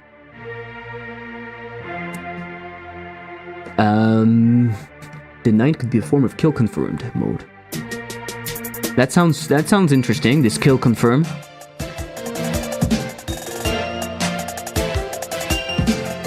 Oldbeats.mp3.exe. Yes, exactly. For some reason, the MP3 file asked me to have permission to have admin permission on my computer, and so I said yes. I wanted to listen to the sound, to the music, so I said yes, of course. Please have access to my computer, and I even gave my credit card. But I think it's normal. It's just to verify that I am a human being or something, you know. It's a variation of deathmatch where you have to pick up some leftovers for the kill to count. Yeah, I like that idea. I can see enemies.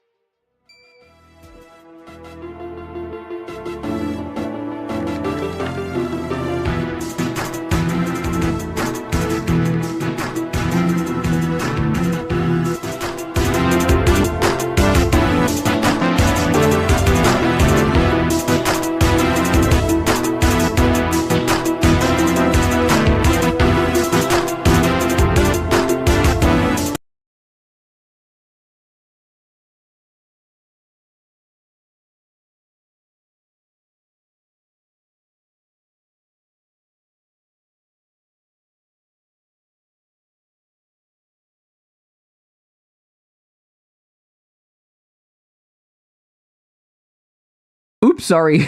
Sorry, I missed myself. I muted myself. I was saying, look at the jump. Look at the slider. How the slider is jumping. It makes no sense. Anyway, that's pretty cool. I don't think we're going to listen to everything because there's a lot, but it's fun. It's pretty cool. It's pretty cool, Fruit, right? For some reason, it doesn't work. You have a lot. 15 minutes. If someone else does it, oh, look, neat. If I do it myself, CSS. Yeah, exactly. Ah! I love it, though. It could be a game. It could be a fucking game. Oh, it gave me an idea. It gave me an idea. Wow, it gave me an idea. A UI-themed game. Just a bunch of mini games and like arcade games based on UI elements. And so, for example, in here, the progress bar would try to progress and you have to avoid it or you have to jump on it and stuff like that, right? That could be fun.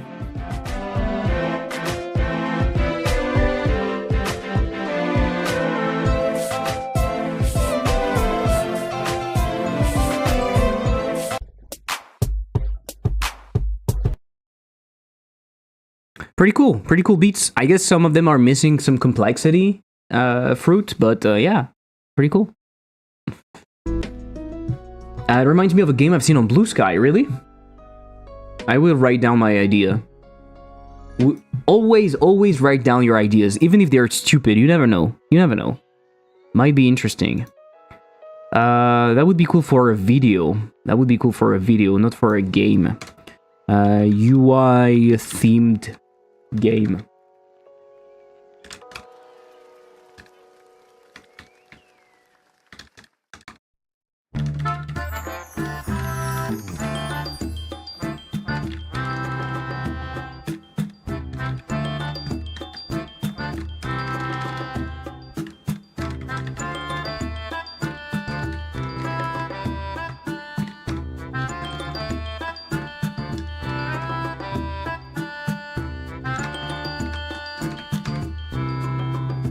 Fuck, I have a lot of... my mic is picking the sound because it's too high. It's not good. So who has the high score for going the farthest outside of the map bounce on the ship select? I don't know. Do you want me to calculate that? Do you want me to put it on... do you want me to put it... to put Steam stats for that? Do you want me to collect the data? That could be fun. That could be fun. I guess some people will probably try to go very, very far.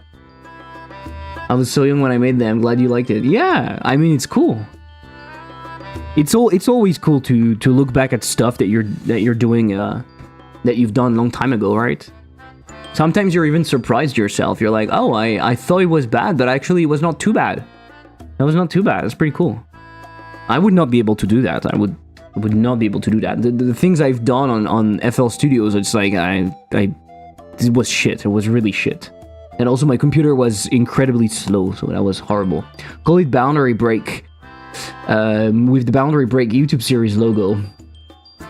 An achievement? You want me to make an achievement for that? I could. I could make an achievement, but do I want to make an achievement like that? I don't know. But I could grab the data, but I don't know. I don't remember Steam stats. I need to look at how you're doing that. I forgot. I need to add another achievement though. I need to duplicate the achievement that I have for finishing the game, but specifically for co-op. Achievement demo update, and I will do win the demo in co-op. Win the demo in co-op. I want to have that. I know it's useless, but I don't know.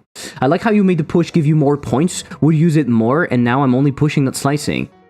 So people would... Exactly. That's fucking frustrating. People are using the push, but... The push is quite powerful because it kills enemies instantly on walls, right? I've been thinking about nerfing the push slightly. That way you have to use the push more or you have to upgrade the push, because right now the push is pretty long, so it will, on most maps, it will kill enemies because they will hit the walls. So I'm thinking maybe I push less by default, and that way you should get the upgrades to make it more interesting. I'm not sure. I'm basically only pushing until the enemies that cannot be pushed. Interesting. It requires the same aiming skill, but is more rewarding. Okay, interesting. Interesting. It's really fun because from the playtest, I got the exact opposite.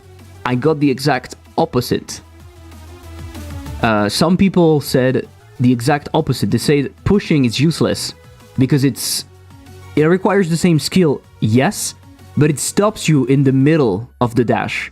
And so if you have a lot of enemies, it can be dangerous.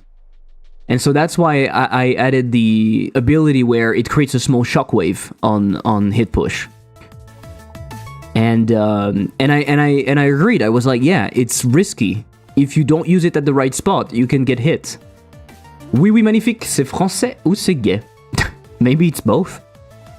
Well, at least I said the same thing in the questionnaire. Yeah. Yeah, I think it's also because right now, the upgrades that I have are geared more towards the push.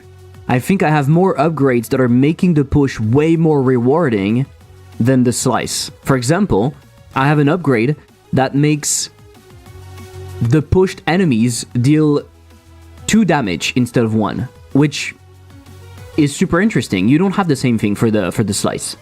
The bouncing upgrade looks interesting, but I haven't made practical use of it. Yeah. I don't think you can necessarily use it per se, but in some situations it's helpful.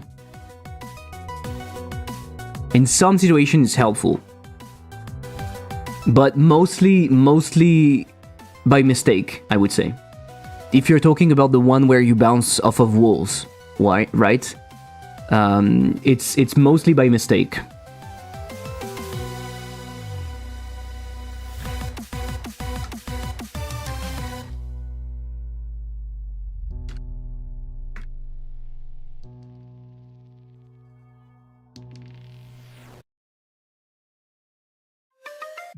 If you put more enemies, it can be easier to use it on purpose. Are the shop rhomboids supposed to disappear when you buy them? I pushed one, lost the gems, but still there is no price. It's a bug that I'm fixing right now in this version. It's fixed in this version, but you don't have the version yet. So the push will not do anything. The push is supposed to not, because it's not slicing, it's not going to get the upgrade. But this is a bug. It should not do that. And it will be fixed. ASAP. Don't worry, I'm going to push the update tonight. But it's a bug that I'm aware of. At least, it's a good thing, right? Missile scene, shop item, upgrade orb, walls, enemy shielder. Okay, let's continue fixing those things because I have many things I need to fix.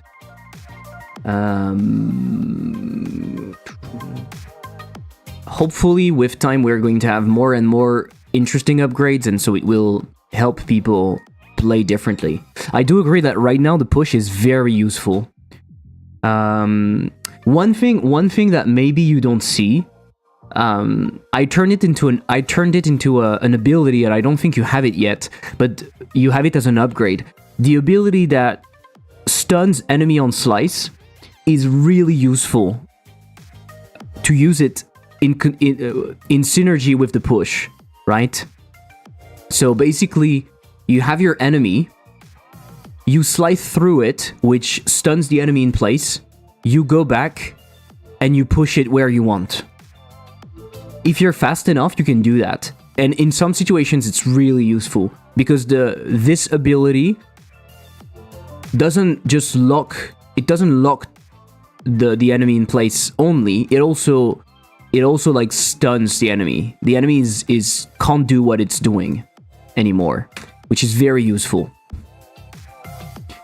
So hopefully some people will see some synergies like that and be like, oh yeah, okay. So the full screen setting is not remembered. Okay, we need to fix that, guys. We need to fix that. Thank you for playing, guys. Thank you for playing. I appreciate. I appreciate. And please, for the love of God, and I don't believe in God, so can you imagine? Please, tell me what you think. If you think some things are bad, if you think some things are good, tell me. I want to make the game better. I want people to enjoy the game. And so I need you to be critical. Critical?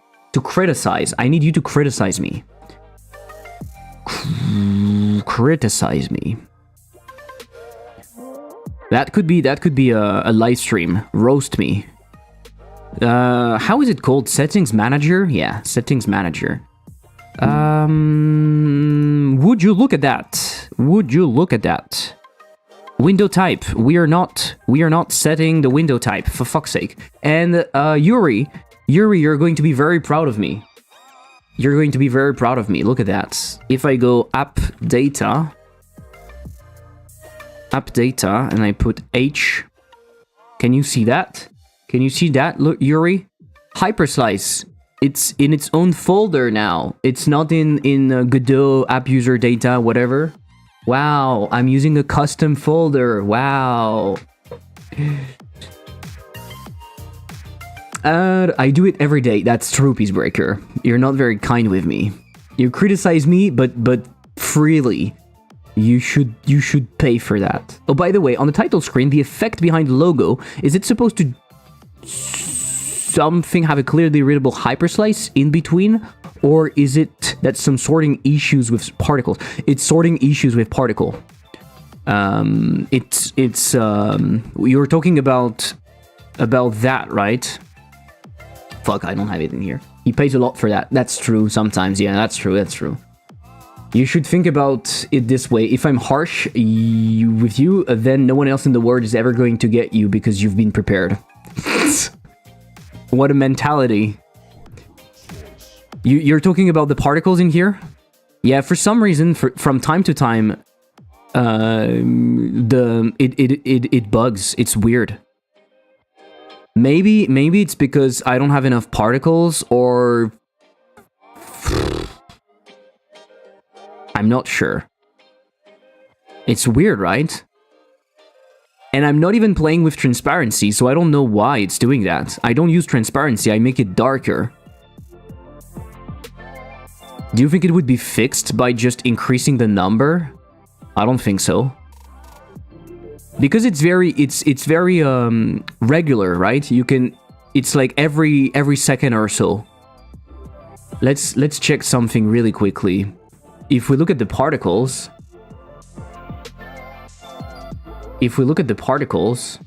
amount 10, what is the time? The time is 1 second. The time is 1 second. And weirdly enough, we can see that every 1 second, right? We can see the hyperslice every 1 second.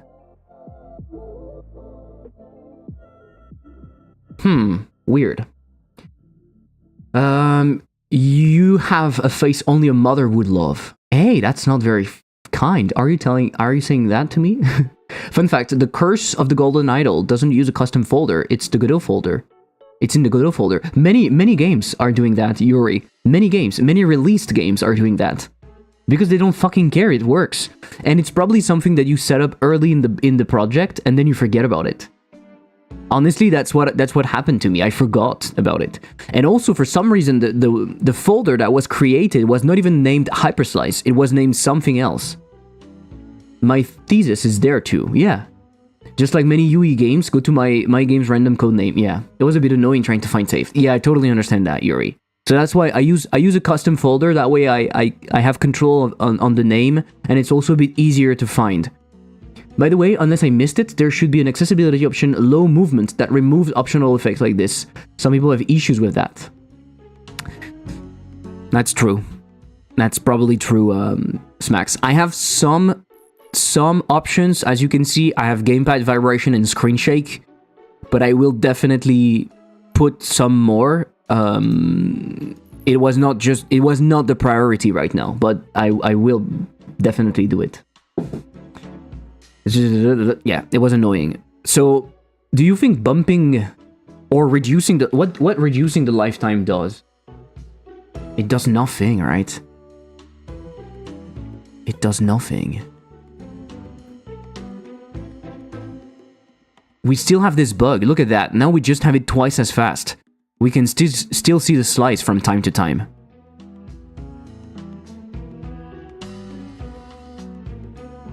Why is it doing that?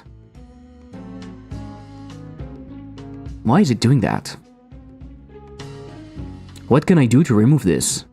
And also, I think making it actually 0.5 is better. In both cases, it's better. It's just, I don't know if it's better per se. It's different. Doesn't really matter, to be honest. 0.75 it could be. If you have an idea on how to fix that, doesn't seem better. It's too intensive. That's true. I understand, but we still have the problem, and so I don't know why. What if I put 100? So it's the same, right? It's funny because with 100 I can fake. It doesn't look like a particle anymore. It looks more like 3D elements. But from time to time we still see one particle. Drawing, local chords, draw order, index, lifetime. I fixed it. I fixed it. That's it. I fixed it. That's it. Draw order. I went from index to lifetime. Amazing. Wasn't there a sorting option for particle? Ah, Smacks, that's exactly what you suggested. So, you see we have the same minds. We are connected. What do you prefer? What do you prefer? Something more like that? Which looks like it's blocky, or something more sparse? Is that the word? What do you think is best? It depends what kind of style I want. Oops, I left you in the dust. You left me in the dust in what sense, Mike? You add a leaderboard option, you added a leaderboard time, and you exploded me with the score? Blocky feels like a waste of GPU time. Smacks, come on, it's a video game. It's a title screen. We can use a bit of GPU time. It's fine. It's fine. My game runs at like 1000 FPS without VSync. It's fine. Come on, it's like 100 particles. Blocky is like 100 particles. It's nothing. It's nothing. No longer Switch 2 compatible. Fuck. Switch 2 is going to be 2 particles at most. I'm going to leave in a couple of minutes to go get my daughter. Thanks for the stream and catch you later. Arkham, thanks you for drawing by. Overdraw goes brrr. It's fine, Smacks. It's fine. We are not here to make efficient games. We are not here to make efficient games. We're here to spend time on stupid, juicy effects that nobody's going to notice instead of releasing games. That's what we do in here, okay? So please... let me do what I want. I'm sad. I'm a sad developer. Let me have something. Can you fix the hyper? Yes, I can. Give me a second. So first of all, amount 10. And we fix the hyper. Index, lifetime. That's it. It's fixed. So at the top is 10 particles, and at the bottom is 100. Check live. Thank you, Mike. I will check in just a second. Is Godot being concerned about adding particles? No, it's not valid. Can you fix the hyper? So I fixed it. I watched your video game development is hard 3 years video. Musawar on YouTube. Thank you. Did you enjoy it? Did you enjoy it? You watched it 3 years ago. Oh my god. So what do you think about that? What do you prefer? The thing is, it doesn't look like particles anymore. It doesn't look like particles anymore. If I put more 3D effect, it would be maybe easier to notice. That would maybe be interesting. I don't know. Particles stop while you drag the window. Yeah. Also, when you lose the focus or something, no? They do something weird when you lose the focus. They restart. They restart every time you move. Also, no? Or every time you resize. No, it's when you resize, I think. I don't know. The R particles are behind the E while the R is in front.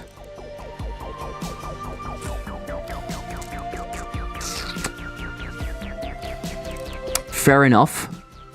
Fair enough. That's a fair critique, and I think a very important one. I don't know, the constant stream seems pointless. Doesn't look like any effect at all at that point. That's true. That's true. You are correct. You are also correct.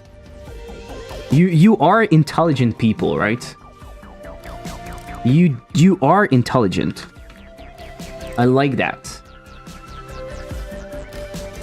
Okay, I put 15. What do you think about 15? It looks more like something is happening, right?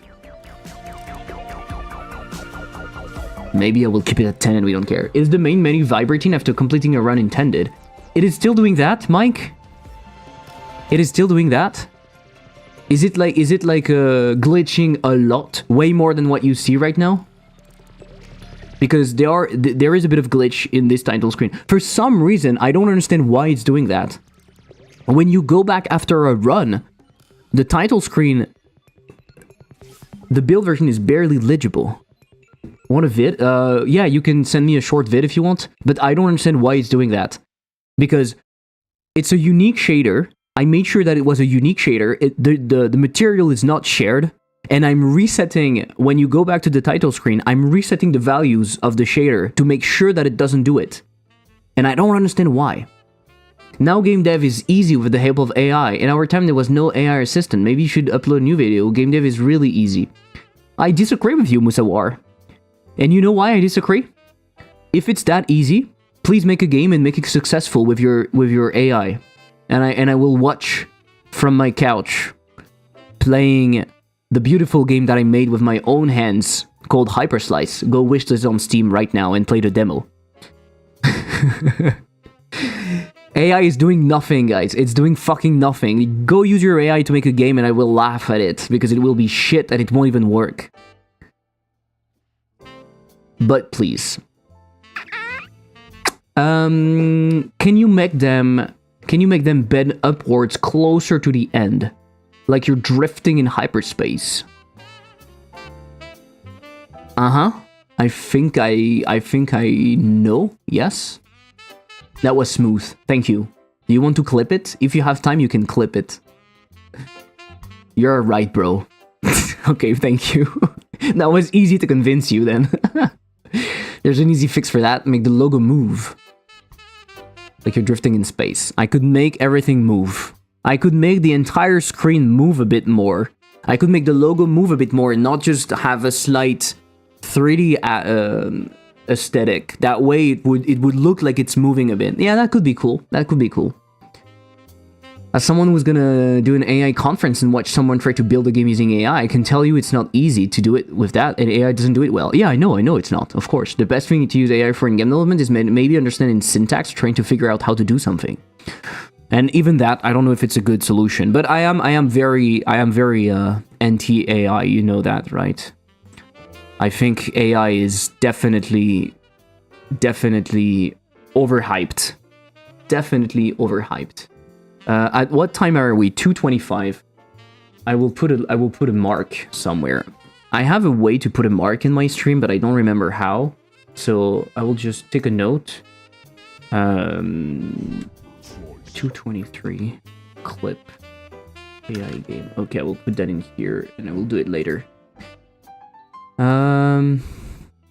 It didn't fix it because it's not above, so it doesn't work. The hyper and the slice should not be here. So the hyper is on top. the hyper... Okay, I have a problem understanding what I'm supposed to do. Hyper... Come on, are you not able to do that? First problem, we keep calling it AI. That's true. Oh no, people are trying to... things here comes Victor to complain about it. It's more than that. It's more than that. You can't act as if AI is just another tool. It has so many things behind it that are utter bullshit. Goodbye, bro. Good to see you after 3 years. Nostalgic, feeling lots of love, and we'll try your game. Thank you so much, Musawar. Thank you so much, and goodbye. Thank you. You know, it's those messages. It's those messages that I should try to embrace a bit more. Sometimes people love what I do and they tell me, and I'm like, yeah, it's normal, right? It's normal in the sense like, yeah, of course I'm making stuff. It's just normal. I'm not doing anything particular, right? But what I'm trying to say is, when someone is saying something nice, you should try to really feel it. You see what I mean? Anyway, so hyper should be on top. That's what you were trying to tell me. So if I put that in here, now the hyper is on top of the E, but I think it looks worse actually. I think it looks worse. But anyway, I love AI, but understand there are limitations to it that I think most people don't understand. They either give it too much power that it doesn't have, or they underutilize it for its capabilities. Fair point, but I'm not really talking about that. I'm more talking about what's behind AI, and I can't help it but think about that. The problem is how AI is trained, how much energy is used for AI, who's using the AI to, right? Who's fucking creating it, and for what reasons? Oh, there's a bug because I use different chats. Ah, for fuck's sake. Because I use different chats, when I go from one scene to another, it removes the chat. Fuck. Connection restored. Holy shit. I knew it. Thank you, Mike, for doing that. Thank you, Mike, for doing that. That's exactly what I wanted. That's exactly what I wanted. I wanted people to beat me and to try to chase the high score by keeping the combo as big as possible. Did you get hurt? Did you get hurt? Or not? Shit, congrats. Like 5 to 6 times. So you built a max combo of 230 and you got hit 5 to 6 times? Congrats. In Hyperslice feedback, menu vibrating.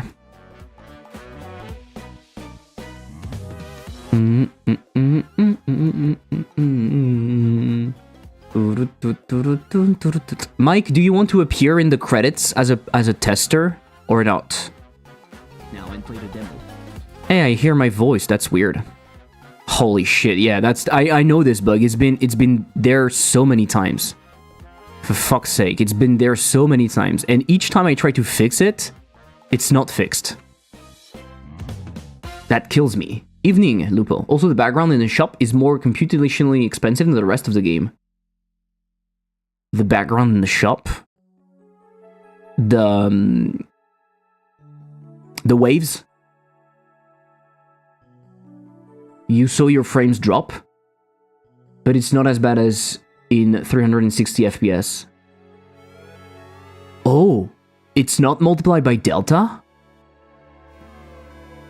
It's not multiplied by delta? No, the blue one. Blue one, yes. Okay. Probably because you were not running using VSync, or you have a 360 FPS screen. I love seeing that one dude from the academia tracking ChatGPT's ability to multiply numbers with seriousness of his research worthy of an atomic bomb. He gets so excited when a new model can finally do multiplications with above 80% accuracy. Yeah. How goes it? It's going great, Lupo. We're trying to fix some stuff. I saw a French bread at the supermarket today. Did you buy it?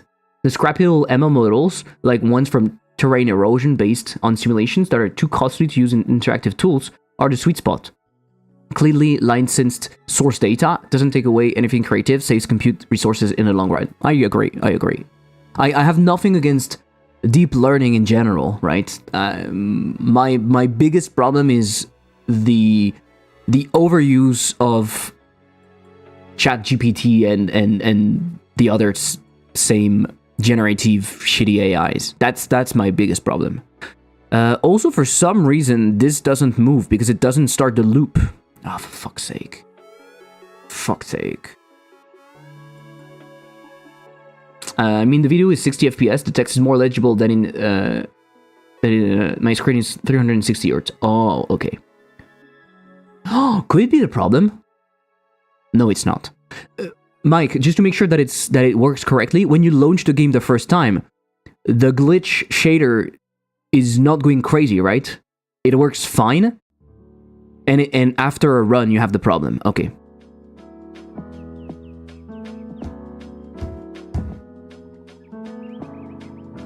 Yeah, that's a lot of hertz.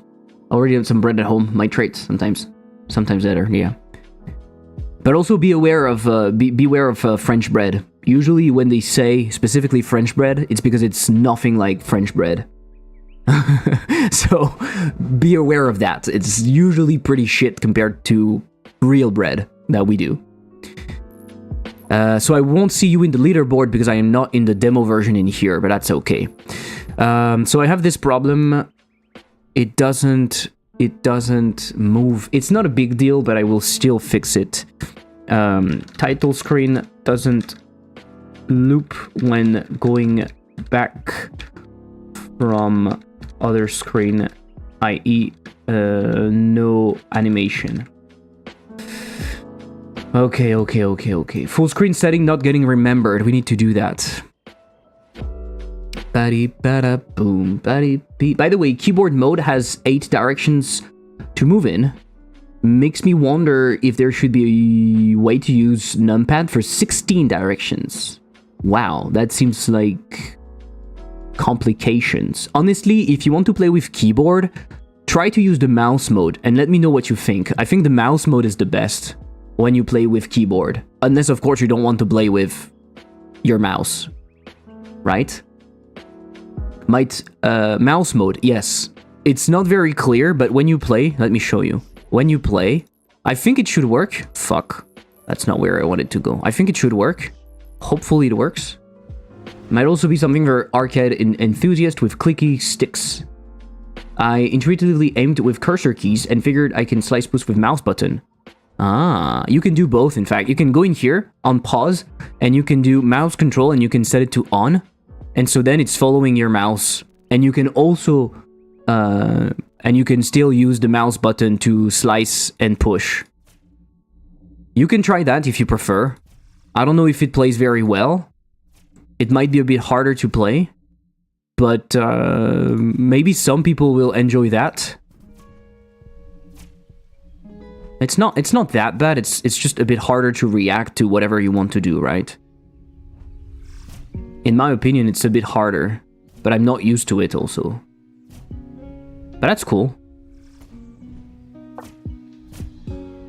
It's harder to stop. With the mouse mode, it's harder to stop. Because you have to go... If you want to stop, you could theoretically, but I don't think it really works. Speedrun any percent trackpad. That would be fun. Come on, man, don't make me say that. What is the wattage? Do you know it? Do you know it, actually? Because you might not even know it. I should see if I can break mouse mode by using it on a Cintiq. Ah, yeah, cool, try it. So 16 directions, I won't promise anything, Smacks, but I put it in my head somewhere. It's definitely not a priority.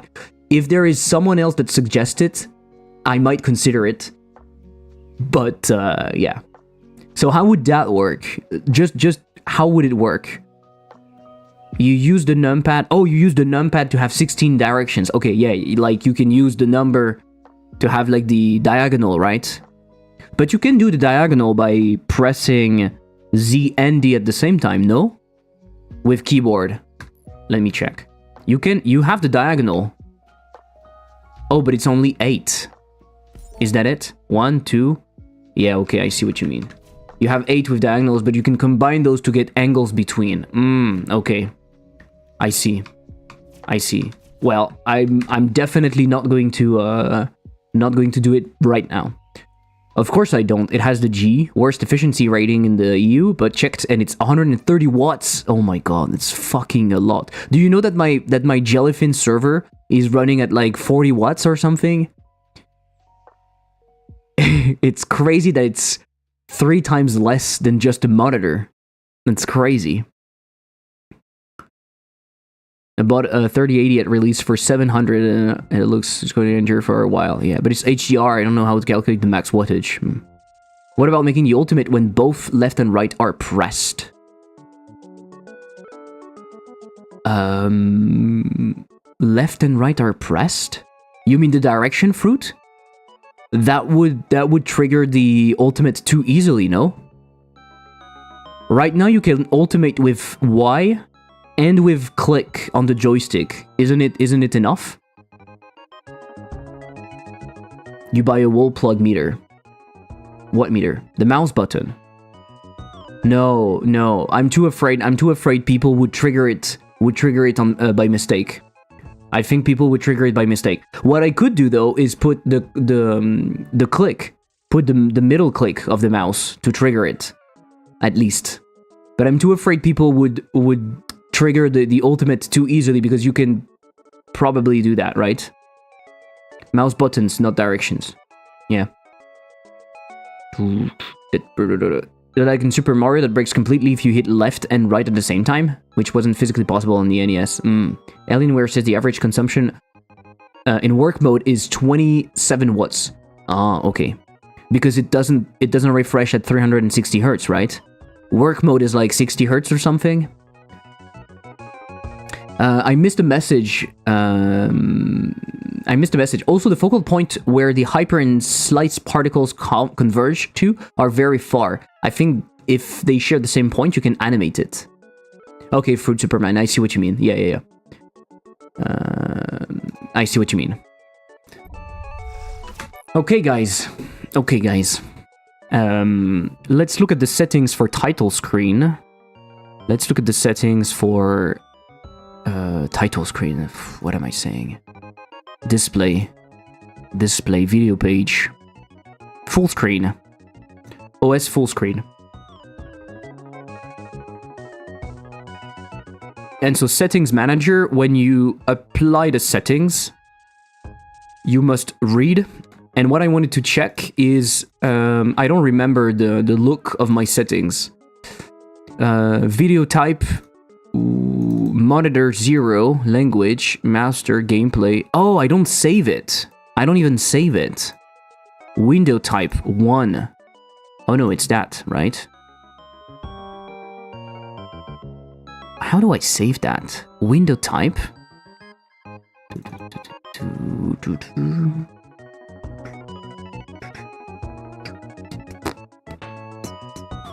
Oh, that's how I do it. Do I force center the window? Maybe people don't like that, right? Full screen is equal to true. Full screen. But why do I keep track of the full screen being in here? Why do I do that? What the fuck? Will be in the next 2 to 3 years probably. It's crazy. Yeah, also you've seen Smacks shared in the Discord how the cables get fucking hot. It's also under the size of the wires are not big enough from what I've seen. Like it seems very shit. So I go in here, I go full screen, I go back, I go home. The wires would be okay. I saw someone that said that it was not it was too small. It was not up to code. apparently. Even if it's fine, it was not the recommended size. They cheaped out on how their ends are connected with each other. Okay. Agor's Lab said it doesn't go over 40 even with HDR on. Hey, look at that! It's I remember the parameter now. Wow, crazy, right? I'm a crazy developer. I'm crazy. I'm able to put the game in wishlist. I'm able to put the game in full screen, and I can remember it. Wow, so good. Such a good developer. That leads to single wires being overloaded 20 plus amps instead of allowed 9.6. Wow, okay, that's more than double. It's crazy. I still have a 1070, and honestly, I'm fine with it. I'm still fine with it. It's honestly fine for now. Especially with the games I play. It would probably be harder if I had like a 120 hertz or 144 hertz monitor. But apart from that, it's fine.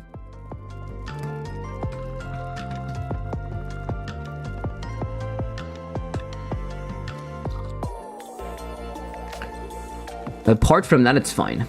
We're in the 115 with DLSS balanced. Those fucking new games that are not even able to run without DLSS, that kills me. I always run my screen in 60 Hz, even though it could run in 240. Even when you play, Max? Even when you play? If you don't need ray tracing, 1070 is def fine. Yeah, mine is laptop with RTX 250, 50 watts. Wow. Yeah. I don't need RTX. I don't care about RTX. I don't think it's bringing anything to the table, in my opinion. But also don't. It's pretty well optimized. Yeah, sure. I want a jet engine. I'd play more on my PS4. Soon it will no longer be whether you need or want it. That's true. For example, what's the name? The latest Indiana Jones is only ray tracing, I think. Right? It's not possible to play without ray tracing. That's a shame. So different background if special wave, I don't care. Target lines. Okay. So now you go onto the enemies that are targeting. The enemies that are targeting are the snipers and the lasers. And when they're getting destroyed by the ultimate, how is the ultimate destroying them?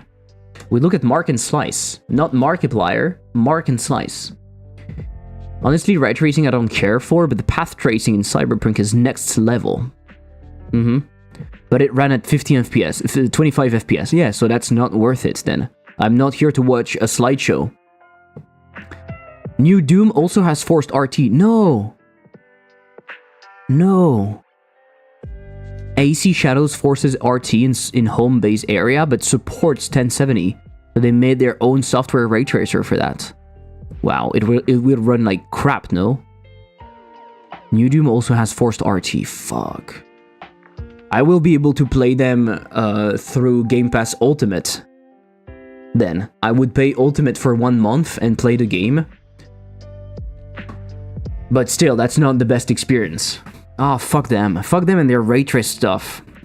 It's really, to me, it feels the same as companies forcing AI down your throat, right? The Windows putting AI everywhere, putting a Copilot button on your keyboard.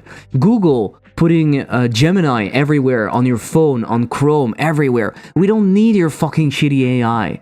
Just fix your stuff. Fix your fucking stuff. You don't even have the ability to put multiple emails in Gmail. You can't aggregate all of your emails in one spot with Gmail. It's 2025, but you're putting AI everywhere? Fix your shit. Fuckers. Problem is, you can see some differences when you compare images, but you can play CP77 with high settings without RPTPT, and it will still look amazing, and you will have nothing to complain about. With AI, it runs with more FPS. Yeah, but we don't want that. We don't care about that. We don't care about that. I want my frames. Give me my frames back. It's just more convenient to offload rewrites and optimizations to DLSS. That's true. That's a shame. That's a fucking shame! You should be ashamed. And all of that, guys, is the reason. Why is it the reason? Why do we have that? Why do we have that? Capitalism. Yes. Oh my god, yes. And the second reason is what? Running after high fidelity graphics constantly, as if it was the only thing making a game good or not, which is, to be honest, the opposite of true. So stop that! Stop that! Just make cool games, you don't need ray tracing. Fucking bake your lights. Thought we were talking about visuals. We are. It will look good, yes, but the difference is pretty noticeable. Like, I'm a bigger frame rate whore. I no longer consider path tracing a gimmick like I do ray tracing. Of course, give the FPS still. My point is that the difference is only noticeable if you compare images. If you don't have other images to compare to, you will never even know you're missing anything. Yeah, I'm wondering how it plays in-game. Like how UE5 is just overkill for so much. Yes. And how it makes many games run very poorly by default because of that. I disagree after playing it myself. I don't know. I would need to try. I would need to try that. But what I believe is that companies are bad. Wait, but didn't you just make fun of the Switch saying it can't handle 2 particles? I'm confused in your opinion on this topic. I think there's a balance. There's a balance to be found, Peacebreaker. There's a balance to be found. The Switch is 10 years old. The Switch is not 10 years old. It's 7 years old.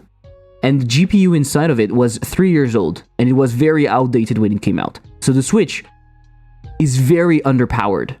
Which means that you need a lot of optimization even to make like simple stuff. There is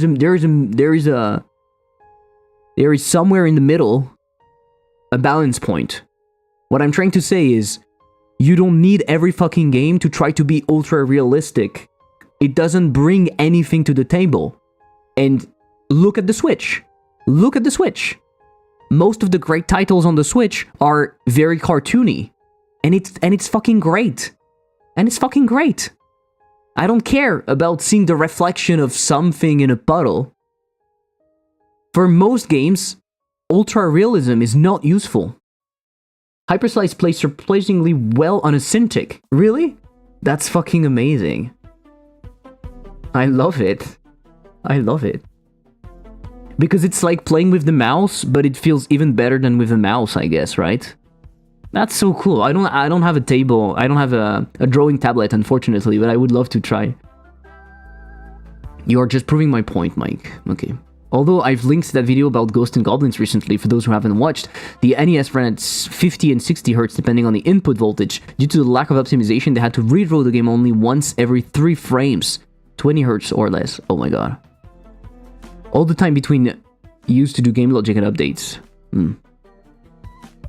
You mean comparing gameplays? I thought you mean comparing screenshots. Like, you would only notice the difference if you aren't playing yourself. They do it because they can. They do it because they think that it makes... They do it because they think that it will make their games sell more. They do it because they think that games will sell more because they are high fidelity graphics. The truth is, lots of AAA games that are released are incredibly boring. They have nothing to bring to the table, so they put a lot of effort into visuals. The thing is, budget is limited, and having very high fidelity graphics cost a fuck ton of money. So what I would like is for them to put a bit less money in some of the high fidelity graphics and more into innovative gameplay and stories and stuff like that. You know what I mean? I'm afraid that console players are very attached to their graphics. Maybe, but also they have the worst. They have the worst experience because consoles are not powerful enough to run their games at the fullest. So it's stupid. It's even more stupid for them. Most games 60 FPS should be enough. For most games, maybe that's true. Yeah. Unless you're doing competitive, maybe it's not that needed. Or if you're not doing like high action, like very fast FPS, maybe it's not that useful. No, PC players way more. I think PC players can care more because they can actually achieve the high fidelity graphics that we're talking about. If you have a very high-end PC, you might be able to play at 4K above 60 FPS. Whereas on a console, you never play at 4K 60 FPS. And if you think that you're playing at 4K, it's being upscaled like crazy. I'm on console, never got a game for graphics alone, and even first. Yeah, but maybe you don't like that. I know that some people when they talk about the latest Call of Duty or whatever, they're just talking about the graphics. And they're like, oh yeah, the graphics. I know some people like that. With most games, you can't notice all the details and fidelity things. When you have multiple dashes, it's almost Ozu-like. Ah, cool.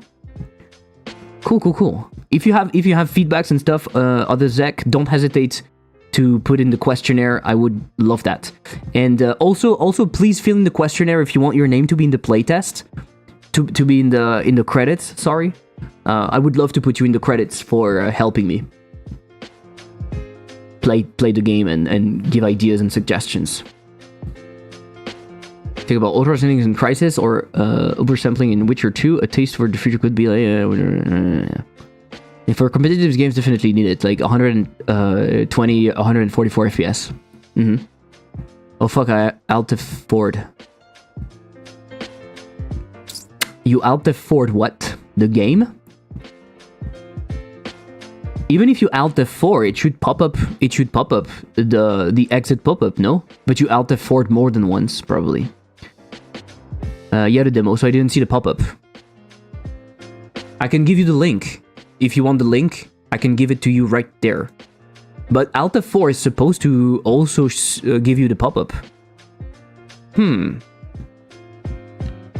So let me give you the questionnaire link. That way, it's just if you want to answer the questionnaire, it's there. Even if you care and was console, you're getting what you get. Yeah, sure. Well, I was going to play another round and keep beating you, but sure. You can play another round. Yeah, you can play another round. Don't hesitate. Please destroy my score. That way I will have actually a good reason to try to beat you. Because last time I played very poorly just to be sure that I was going to score something. But I would love to have your feedback because you seem to be pretty good at the game, so I'd love to have your feedback on difficulty and stuff. If you have some ideas on how to make the game better or whatever, please tell me. Please tell me, I need you. I need you. Slice with FX. I'm calling slice with FX, right? FX. Slice with FX. It's on the obstacle. It's on the fucking obstacle. Slice with FX. And then I'm calling destroy. And destroy is doing that. Oh, interesting. Slice with effects. Skada ski bap boop. Ski bap boop bap boop bap boop boop boop boop. And what if we call explode instead? What do you think about that? What if we call explode instead of destroy? I don't know. Explode? Explode or destroy? I'm gonna emit some particles. I might emit too many particles, but that might be good. Find non-comparated music. I need to do that at some point. It does nothing for me. It looks slightly different, but it doesn't look better in animated from registers for games would achieve some visuals. Okay, yeah, I agree. The thing is, I'm very biased in that regard because the game I like the PS1 aesthetic, for example. I like it very much. So when I see a beautiful game, I'm like, yeah, okay, but what for? You see what I mean? What for?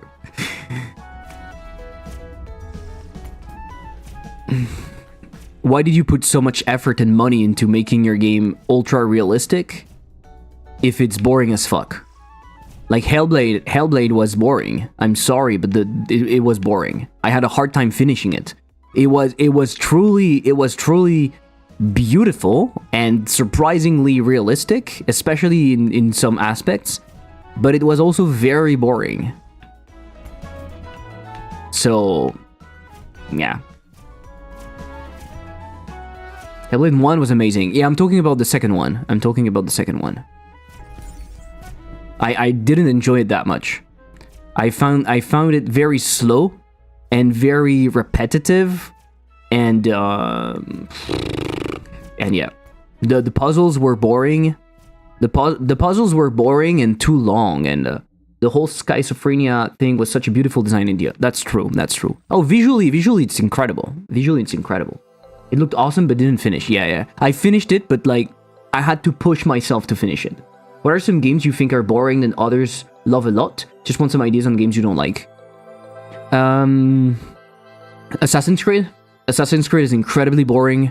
It used to be great, and now it's just a huge fucking map with everything to do but nothing at the same time. Spider-Man was quite boring. It was good initially, but it's the same thing that repeats over and over for way too long, and with like a lot of fillers everywhere, lots of side quests that are not useful. Hellblade 2 is another example, but the thing is, I don't play a lot of big games. I don't enjoy AAA games that much, so I don't have a lot of examples because I simply don't play them anymore.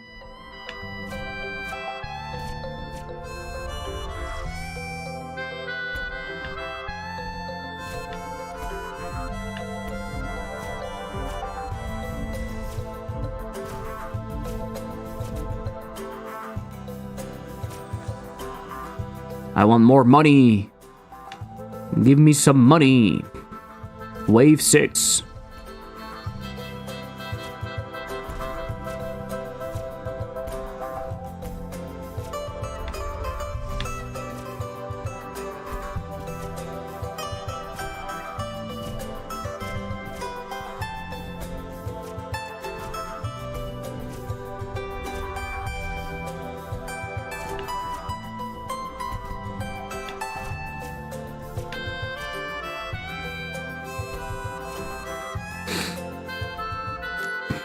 Not having to bake light is so nice as a developer, though the day of 1-2 hours preview bakes and overnight production bakes were rough. Yeah, for sure.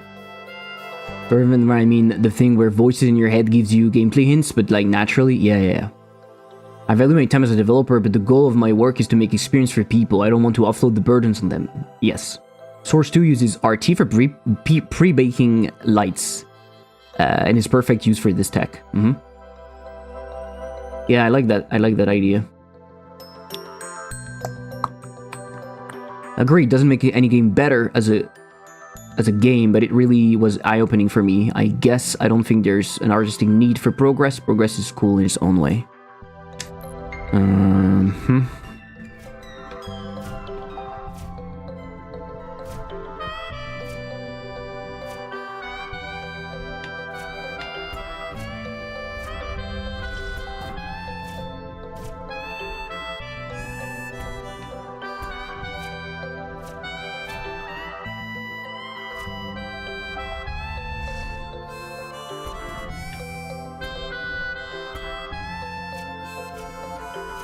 The problem if people use the push too much is that they miss the flow experience, because the push kind of stops the flow. So I want people to use the push, but I don't want people to use the push constantly. I mean, they can do whatever they want, right? They can do whatever they want, but I don't want the game to be less fun because of that. So I need to make sure that the slice is still very important. It needs to be important. It needs to be a good way to play. And not just at the beginning, because at the beginning it's a good way to play because enemies can be one shot. Right? I want both. I think personally I use both, but also maybe it's just my playstyle. I like it. I like to use both. I especially like to do a push and follow up with a slice. I really like that. And I try to time my pushes. I think mashing push 5 times in a row causes an area full of enemies. It's quite satisfying. I see.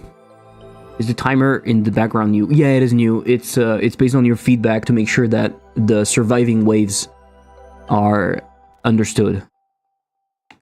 So it's new, yes. I want that. I want to make sure that people understand.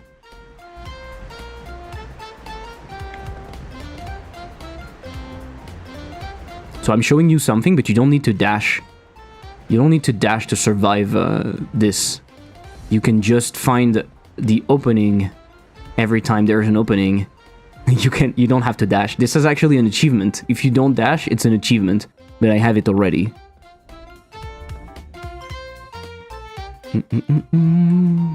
Okay, I'm here to test something.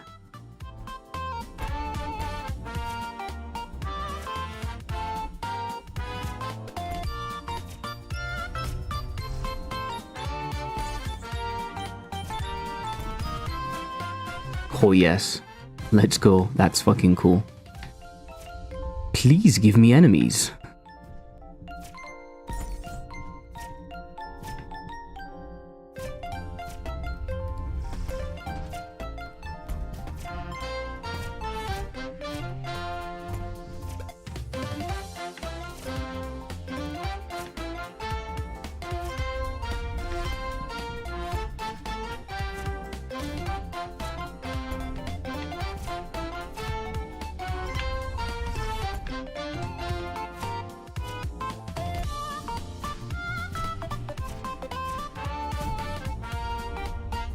Is this in the demo? Not this one. Not this one. I need to update it. I will update it at the end of the stream. I don't think you have it yet. No achievement in demo right not right now, but you will have them. You will have them just after I push the update. I think you have version 37 or something. So it's not there yet. Yep, okay. It will be in 38 then.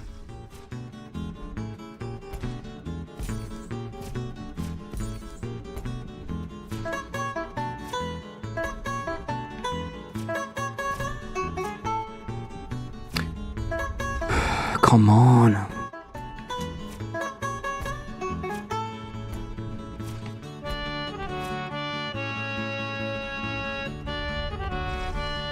Okay, perfect. I need that. Tell me it works. Yes, it's fixed. Okay, we have a bug. Okay, I need to take a quick break. And that's the fun bit. Current advancements with Archer Sync can cut those previous backed entirely. No, it's perfect timing. Yeah, it's fixed. Yeah, it's not fixed. Fuck. What we could do is reward chaining differently depending on the attack used. Like if you slice X enemies at once, drop more money. But if you bump one enemy to kill chain, reward the player with health instead. That's already what's happening in a way. For example, when you push, you get more money. You get drops of, sorry, not money. You get drops of health when you push. And for the money right now, slicing multiple enemies is not. I'm not taking that into consideration, but I will definitely. I will definitely. I need to take a quick break. I see you in 5 minutes. See you.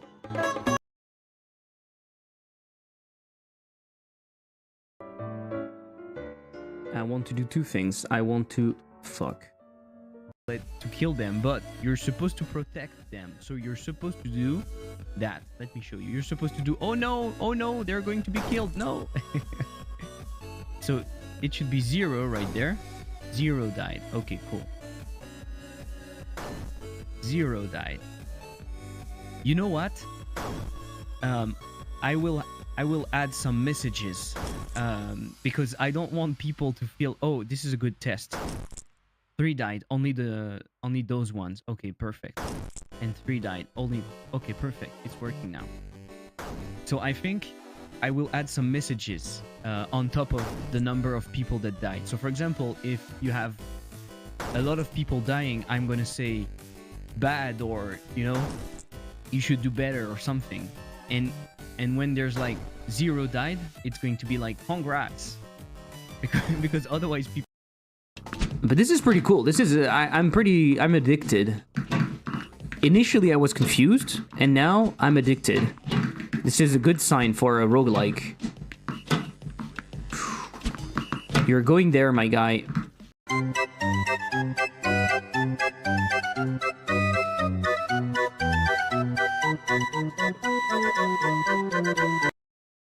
I was about to say nicely done. There you go, yeah.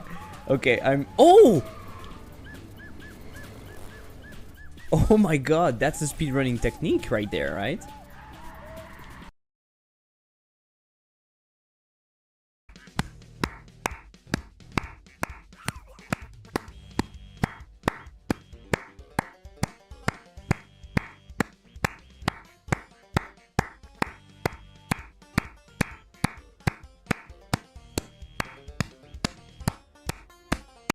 But this is pretty cool. This is I'm addicted.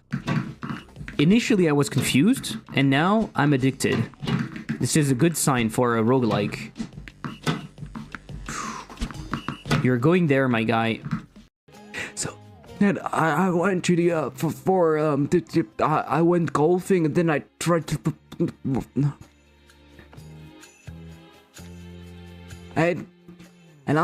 the first thing I will do as president will be for the most.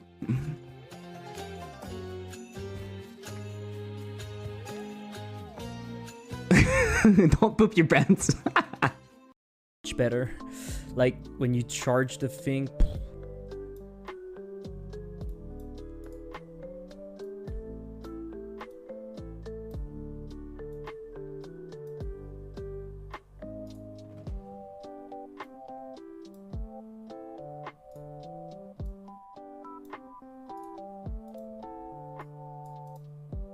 Something that could be fun. Qu'est-ce que tu dis, Michel? Je comprends pas là. T'es en train de me dire que tu me quittes? Après tout ce qu'on a vécu, après tout ce que j'ai fait pour toi? Maintenant tu me quittes? C'est pas possible ça, Michel. Tu peux pas faire ça. Je suis blessé. What if we take a look at the showroom? Let's see how it looks. Ah, it looks like shit.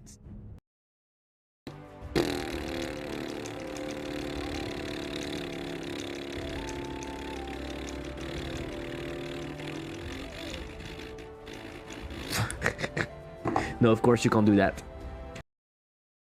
Emitting is equal to true, okay? Emitting is equal to fucking true. You fucking what, mate? You fucking what? I want to... I need to calm down. I need to calm the fuck down.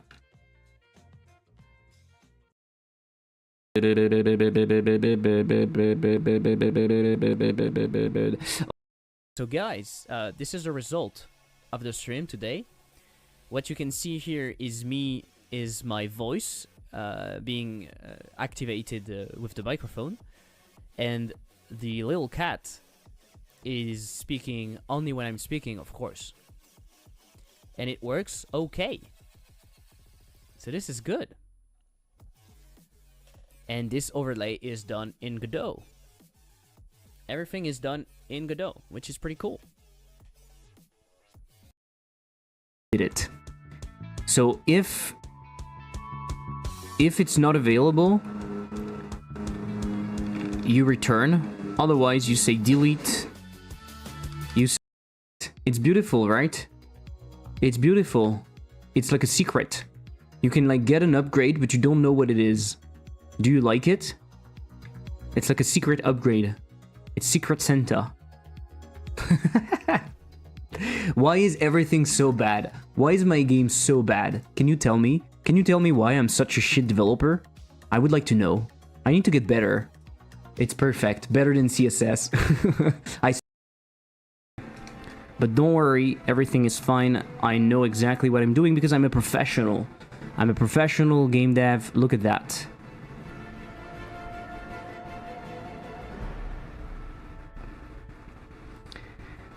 You could clip this, but would that be kind? It's made with a polygon because I don't have anything rounded right now. I could be not a fucker and create a sprite and then go in here and then create a gradient texture 2D and then use fill radial and then put that in here in the middle and then go in here, put it to white, and then go in here and put it to alpha, and then go in here and put it to full white, and then put it to here. And this would be my anti-aliasing, and now I have created a bow. I could do that. But do I want to? Well, I guess I did it now. So maybe I want to.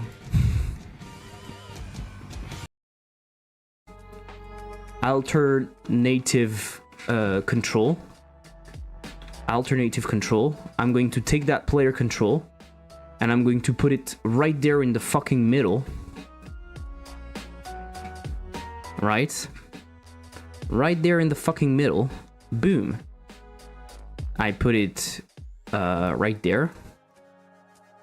And every time you're checking the button... I was about to say nicely done. There you go, yeah. Okay, Oh! Oh my god, that's the speedrunning technique right there, right? Yeah, okay.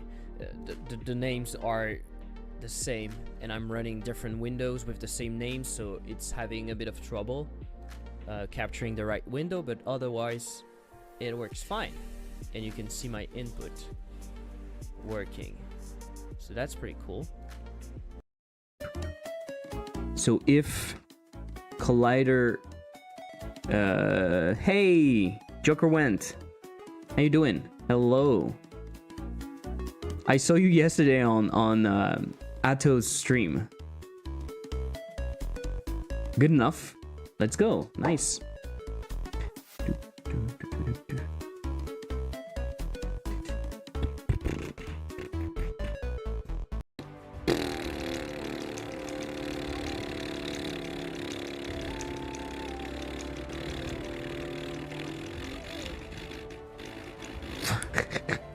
No, of course you can't do that.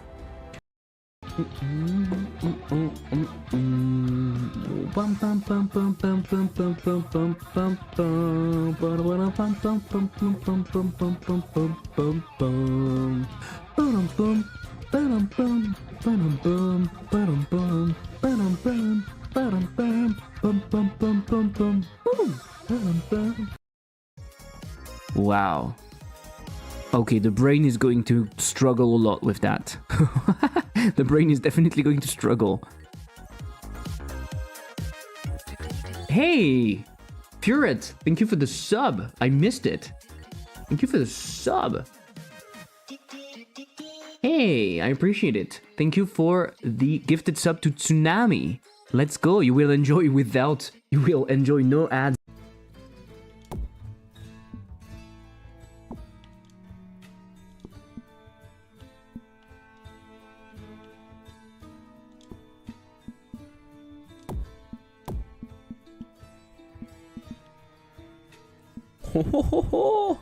That was quite an amazing goal. That was quite an amazing goal. Let me clip that. This was super cool. I want to do two things. I want to... Fuck. Going on vacation on Saturday. So, the idea is very simple. The idea is to... I can enter the ball. The goal, sorry. Oh, that wasn't expected. That was a nice move, actually. Holy shit. That is stressful. Holy fuck.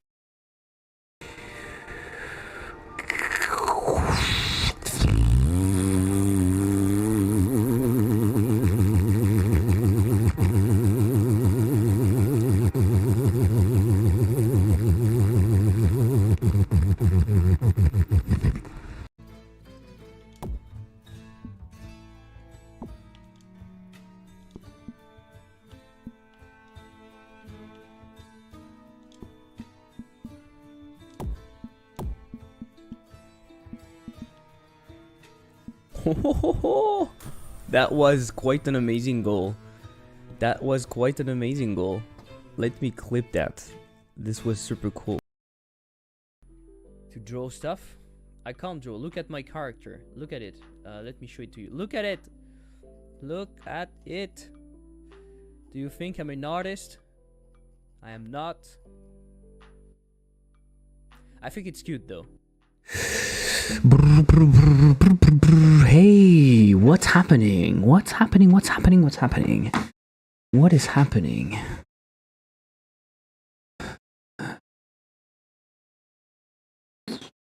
Let's put that here. My music is not restarting for some reason. Okay, sorry for the delay. Let me read what you said. DLSS perfect timing and as well optimized. Lowell's on YouTube. Hello, welcome. I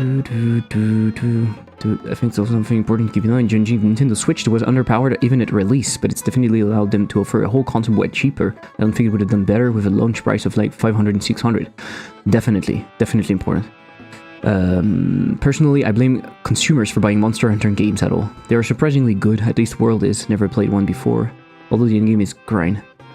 I found the combat too stiff and hopefully got in Dragon's Dogma Online in the West. I have Dragon's Dogma, I might play it, might be good. There are things to get used to with combat stream, it's different, depends on the weapon, okay. Well, was my first two, it's on the Game Pass, no? World. Laser deactivate.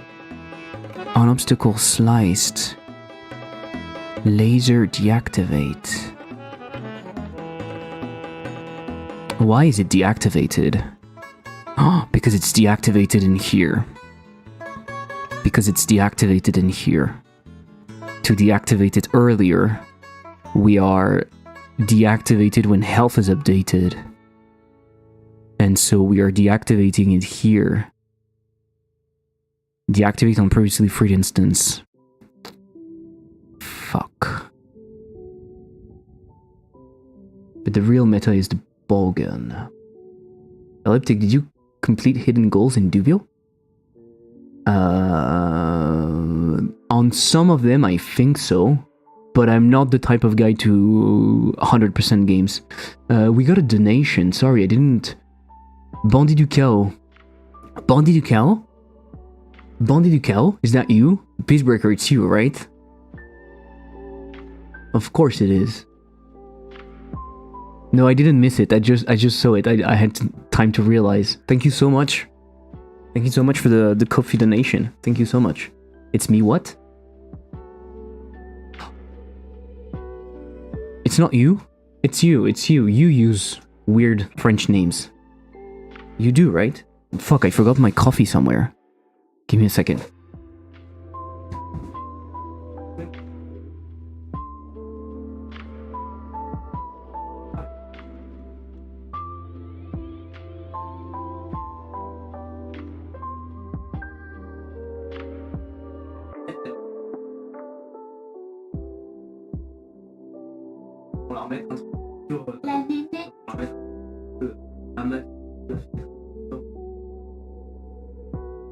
Il y a assez de place pour tenter de se mettre les deux dessus, elle se bat.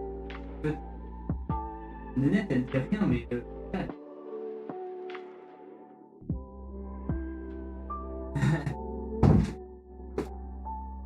Everything in first is weird, so I don't think that number isn't down. I know it's you. Your range is kind of required. Okay.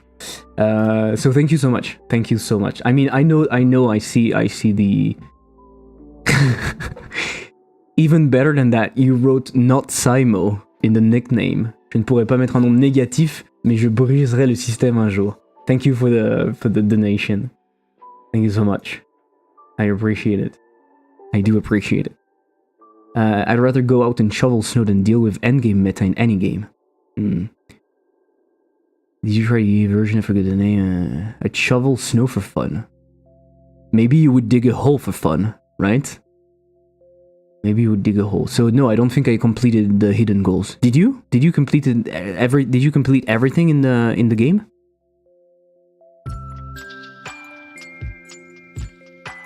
Did you complete everything in the game? Usually completing everything is not fun for me. I haven't figured out what the hidden goals are yet. Ah, okay. Usually it's not fun for me because it's usually quite grindy, right? It's usually quite grindy.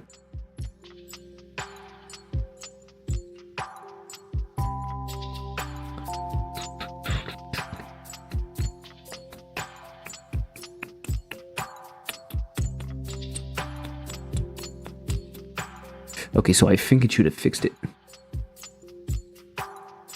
And definitely it's not Simon, we can confuse you. Don't do that. Don't do that. I'm gonna spawn an enemy sniper. I'm gonna spawn an enemy laser, and I'm going to do charge ulti 0 100. And so I should be able to do that and check if it works fine now. Okay. Oh. It makes them... Why are they exploding? Why are they exploding after so long? Slice with effects? Blah blah blah. Why are they exploding? On top of that, because slice with effects, check. They slice with effects, and then explode.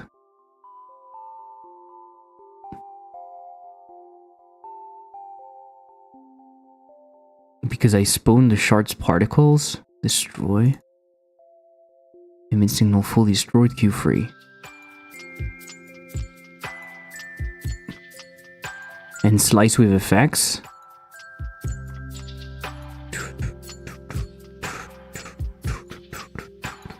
Is slicing, it's yielding for the impact finished. And then it makes it explode.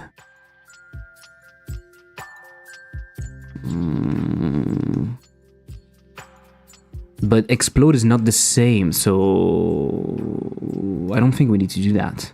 What time is it? I need to stop pretty soon. Recent reviews, mixed. All mixed.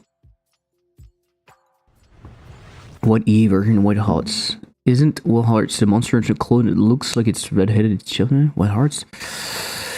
I don't know, guys, what you're talking about. It's not my thing. Enemy sniper. Why?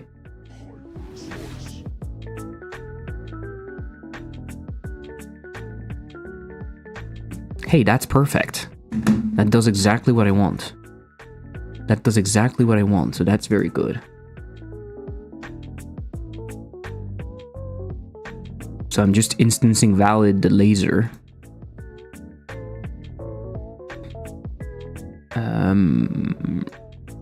Fix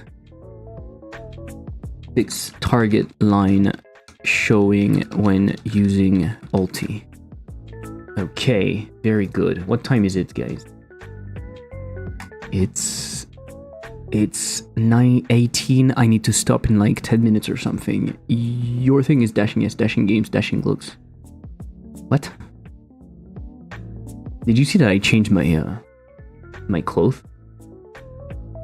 Different wave, I don't care about that. New non-YouTube copyrighted music, I don't care about that. Achievement demo update. I won't have the Windows Team demo. I won't have the demo. Title screen doesn't loop when going back from the screen. I'm wondering if I don't have a fix for that, for the title screen stuff in here. I don't understand how it would work. I don't understand how it would work.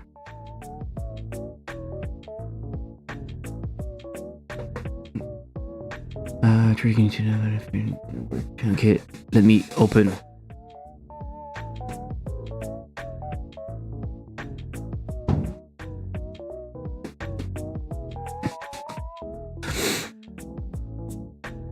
Slice with effects, so that is good. We don't yield the impact finish, we don't care. Settings, we don't care, this is fixed. It's missing some sounds, but it's okay. Different background, we don't care. Pushed enemies explode on collision. This is a new mechanic. I can't add that right now. In terms of new mechanics, I will have some pretty cool stuff. I thought about small shockwave on slice, small suck-in on slice. Like it pulls the enemies towards the slice, which means that you slice through enemies, and the enemies that are not sliced are pulled in like that, and you can go back in the other direction and slice them. That should be pretty cool. I will do those at some point, but I don't have time right now. I don't think I have time to do anything. Maybe do the achievement. I can fix the achievement. I can fix the achievement. I can fix the achievement.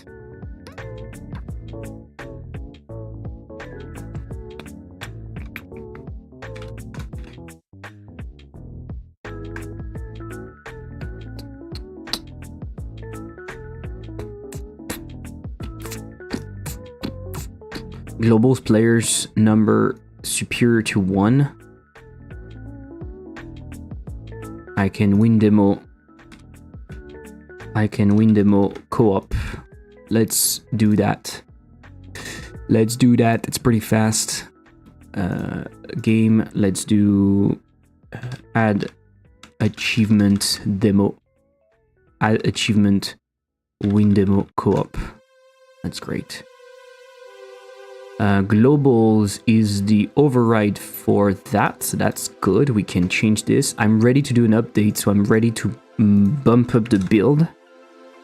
Right.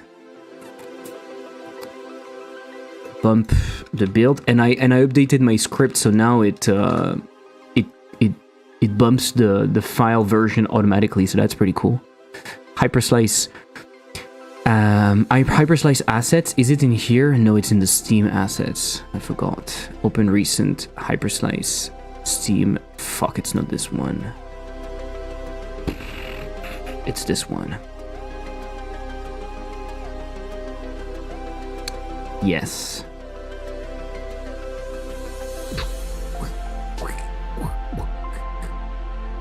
Fuck. Win demo co-op.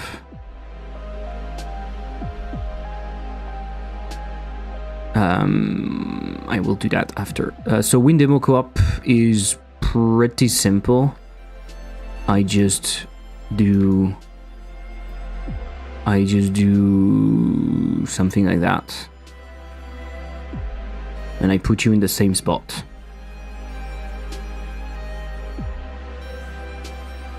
Not incredible, but hey. It's not like we are doing incredible things in here. 675. 675. What the fuck is wrong in here? It's not the right color. The stroke is not the right color. Right? Stroke is not the right color. So fuck. And in here we want that to be this color. And we want that to be this color. Fuck, all of that should have no stroke. That was stupid. The way I did it, it's kind of stupid. Win demo co-op. Okay, cool. So now we can go into export. And theoretically, I will have tutorial, win demo co-op, win demo co-op. This should be named Win demo co-op off. Otherwise, it's not going to work. It is selected. I can export the slices. I will put them in... I don't know where they are. My drive. Game dev. Hyperslice. Yes. Assets. Steam. Achievements. Achievements. Export. I'm re-exporting the items even if they're not new. Perfect. It's 7:25. Do you think Steam crashes if you try to set an achievement that doesn't exist? That would be stupid, right? I guess it's time to do a build. Let's close all of that. This was important, but now it's not. I do this. Demo build, yes. Playtest build, no. Let's do that.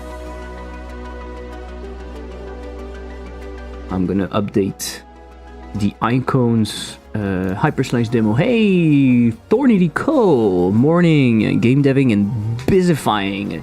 Hello. Thank you for the raid. What are you doing? What were you doing?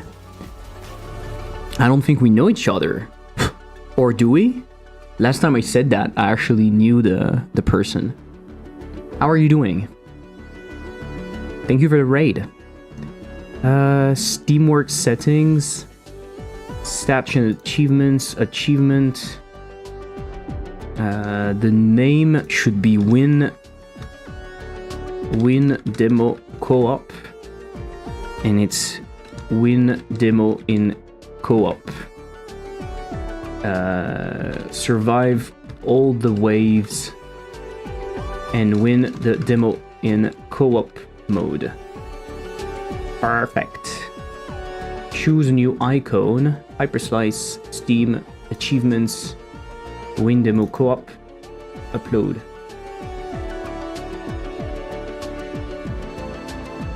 Oh, you need to save the achievement first and then choose an icon? This is so fucking stupid.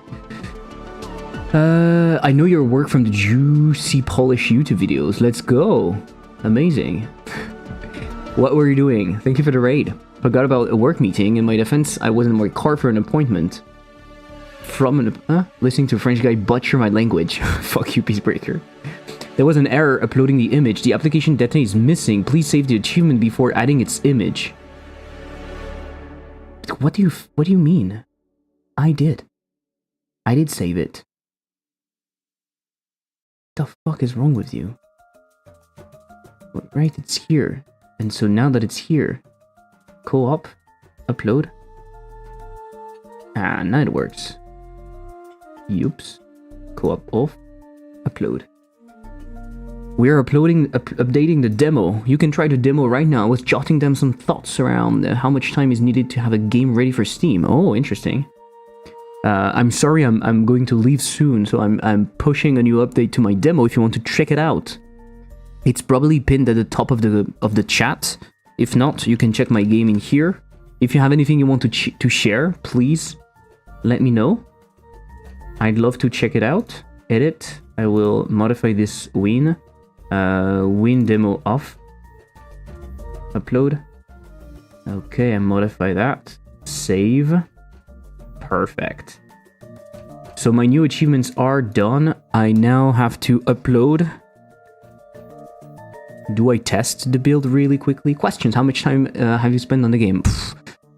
It's hard for me to say because I worked on it, then I stopped, then I worked on it. And also, I used some stuff that I made on a previous game that I didn't finish, so it's difficult to estimate exactly. 300 hours, no idea, but multiple months, definitely.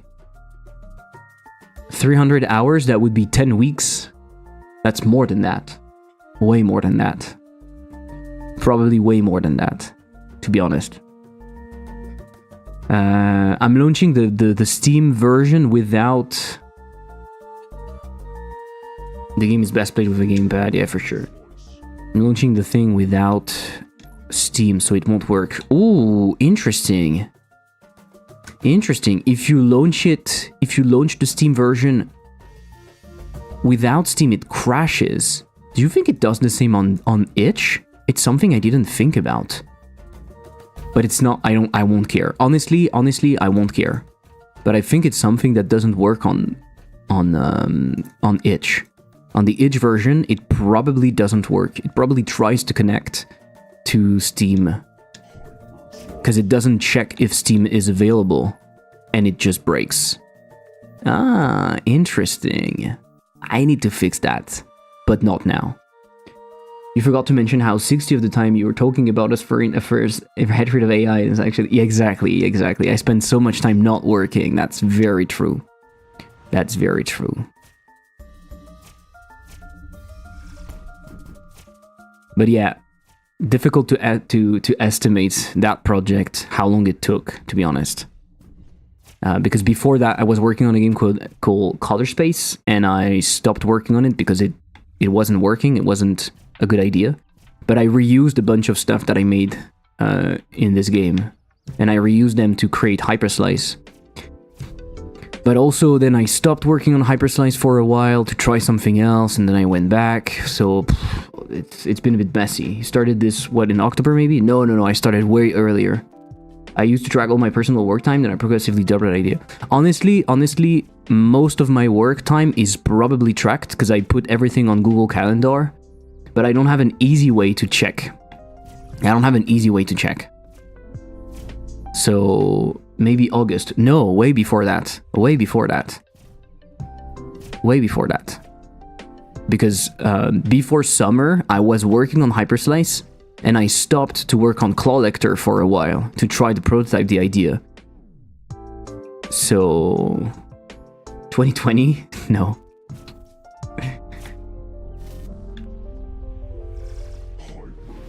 But I should maybe do a script one day to retrieve all of the information, but I have everything on Google Calendar. And of course, this doesn't take into account all of the moments I worked on the game without really working, because I was like thinking about it or whatever. Started watching you like in December 23, and you were already doing this. Is it true? 23? Do you think it's the earliest time I started working on Hyperslice? Maybe. Beginning of 24. December 23, I was still working on Color Space, I'm pretty sure. 23 BC or 80. You know what, I forgot you did this game, then you did Collector, and then you did 1 year, let's make games just for fun, and then you did your update. Paul game, and then you came back to this. I don't think I ever saw Color Space besides Twitter. I could probably find that. I could probably find the information somewhere. I think I was still doing Color Space, or I was in the middle of abandoning it, and I started prototyping Hyperslice. I'm not sure. Honestly, I'm not sure. But it's been a long time. It's been weird and long. Why do you hate AI? I don't like generative AI, mostly because of how it's trained. Mostly. And also because it's profiting to a very select group of people that I don't think have our best interest. That's mostly why. But Unreal, somewhat trained by observation, it has nothing. It is not comparable at all. This argument for me shows that either you have bad faith, or you don't know how generative AI models are trained, because it is incredibly different. AIs are trained on an amount of data that you cannot fathom, first of all, and then on data that they acquired without the consent of people. So it's very, very different. What is the difference in me creating music based on the music I've heard through my life? You are a human being.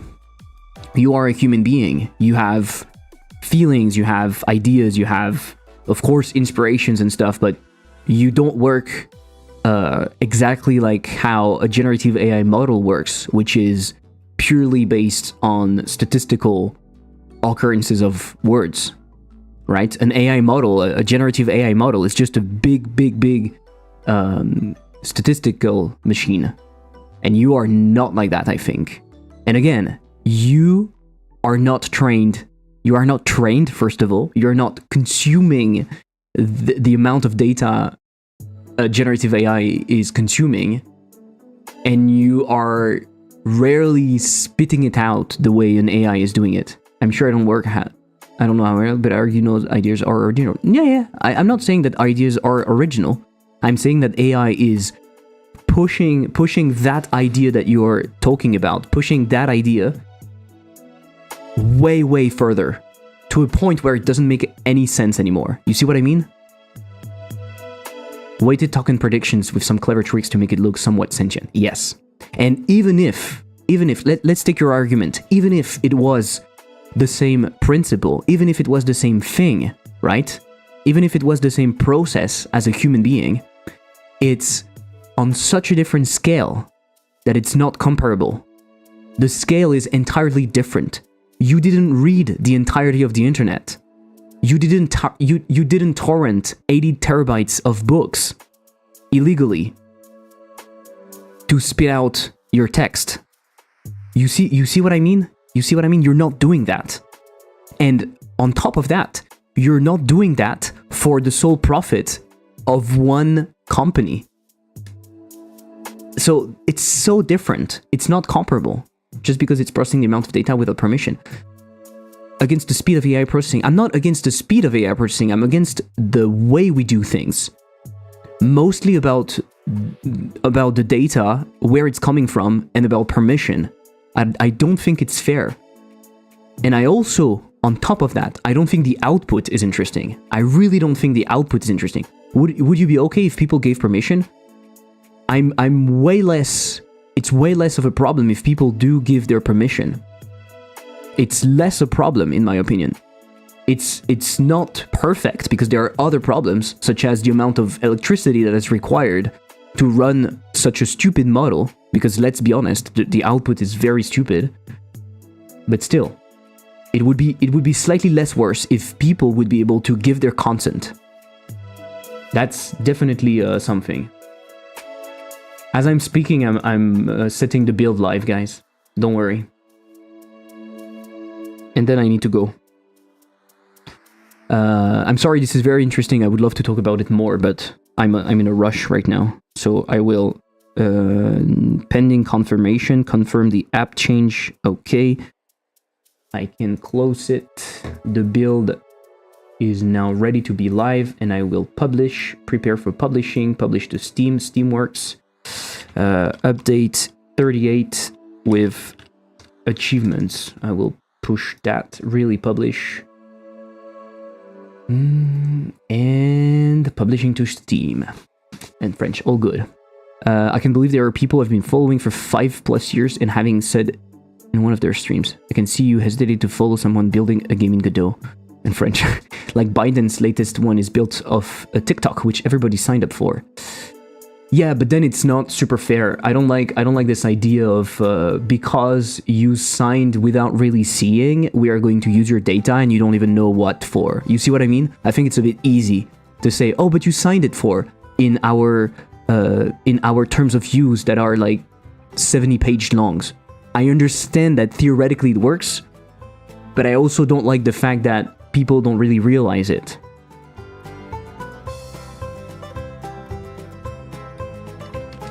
And so there are tons of problems. There are tons of problems. And again, even if it was free of use and stuff, it's all for the benefit of one company, one fucking private company. You don't know me yet, but throughout the streams you will see that I'm not super happy with how the capitalistic world works, right? So yeah. and the Chinese government now, and the US government, and many governments. It's not just Chinese. Stop having a fixation on Chinese people. It's been skipping Wednesday too lately this year. I was going to... What's up? I just remove Wednesday to be able to work more, Peacebreaker, because I don't have enough time otherwise.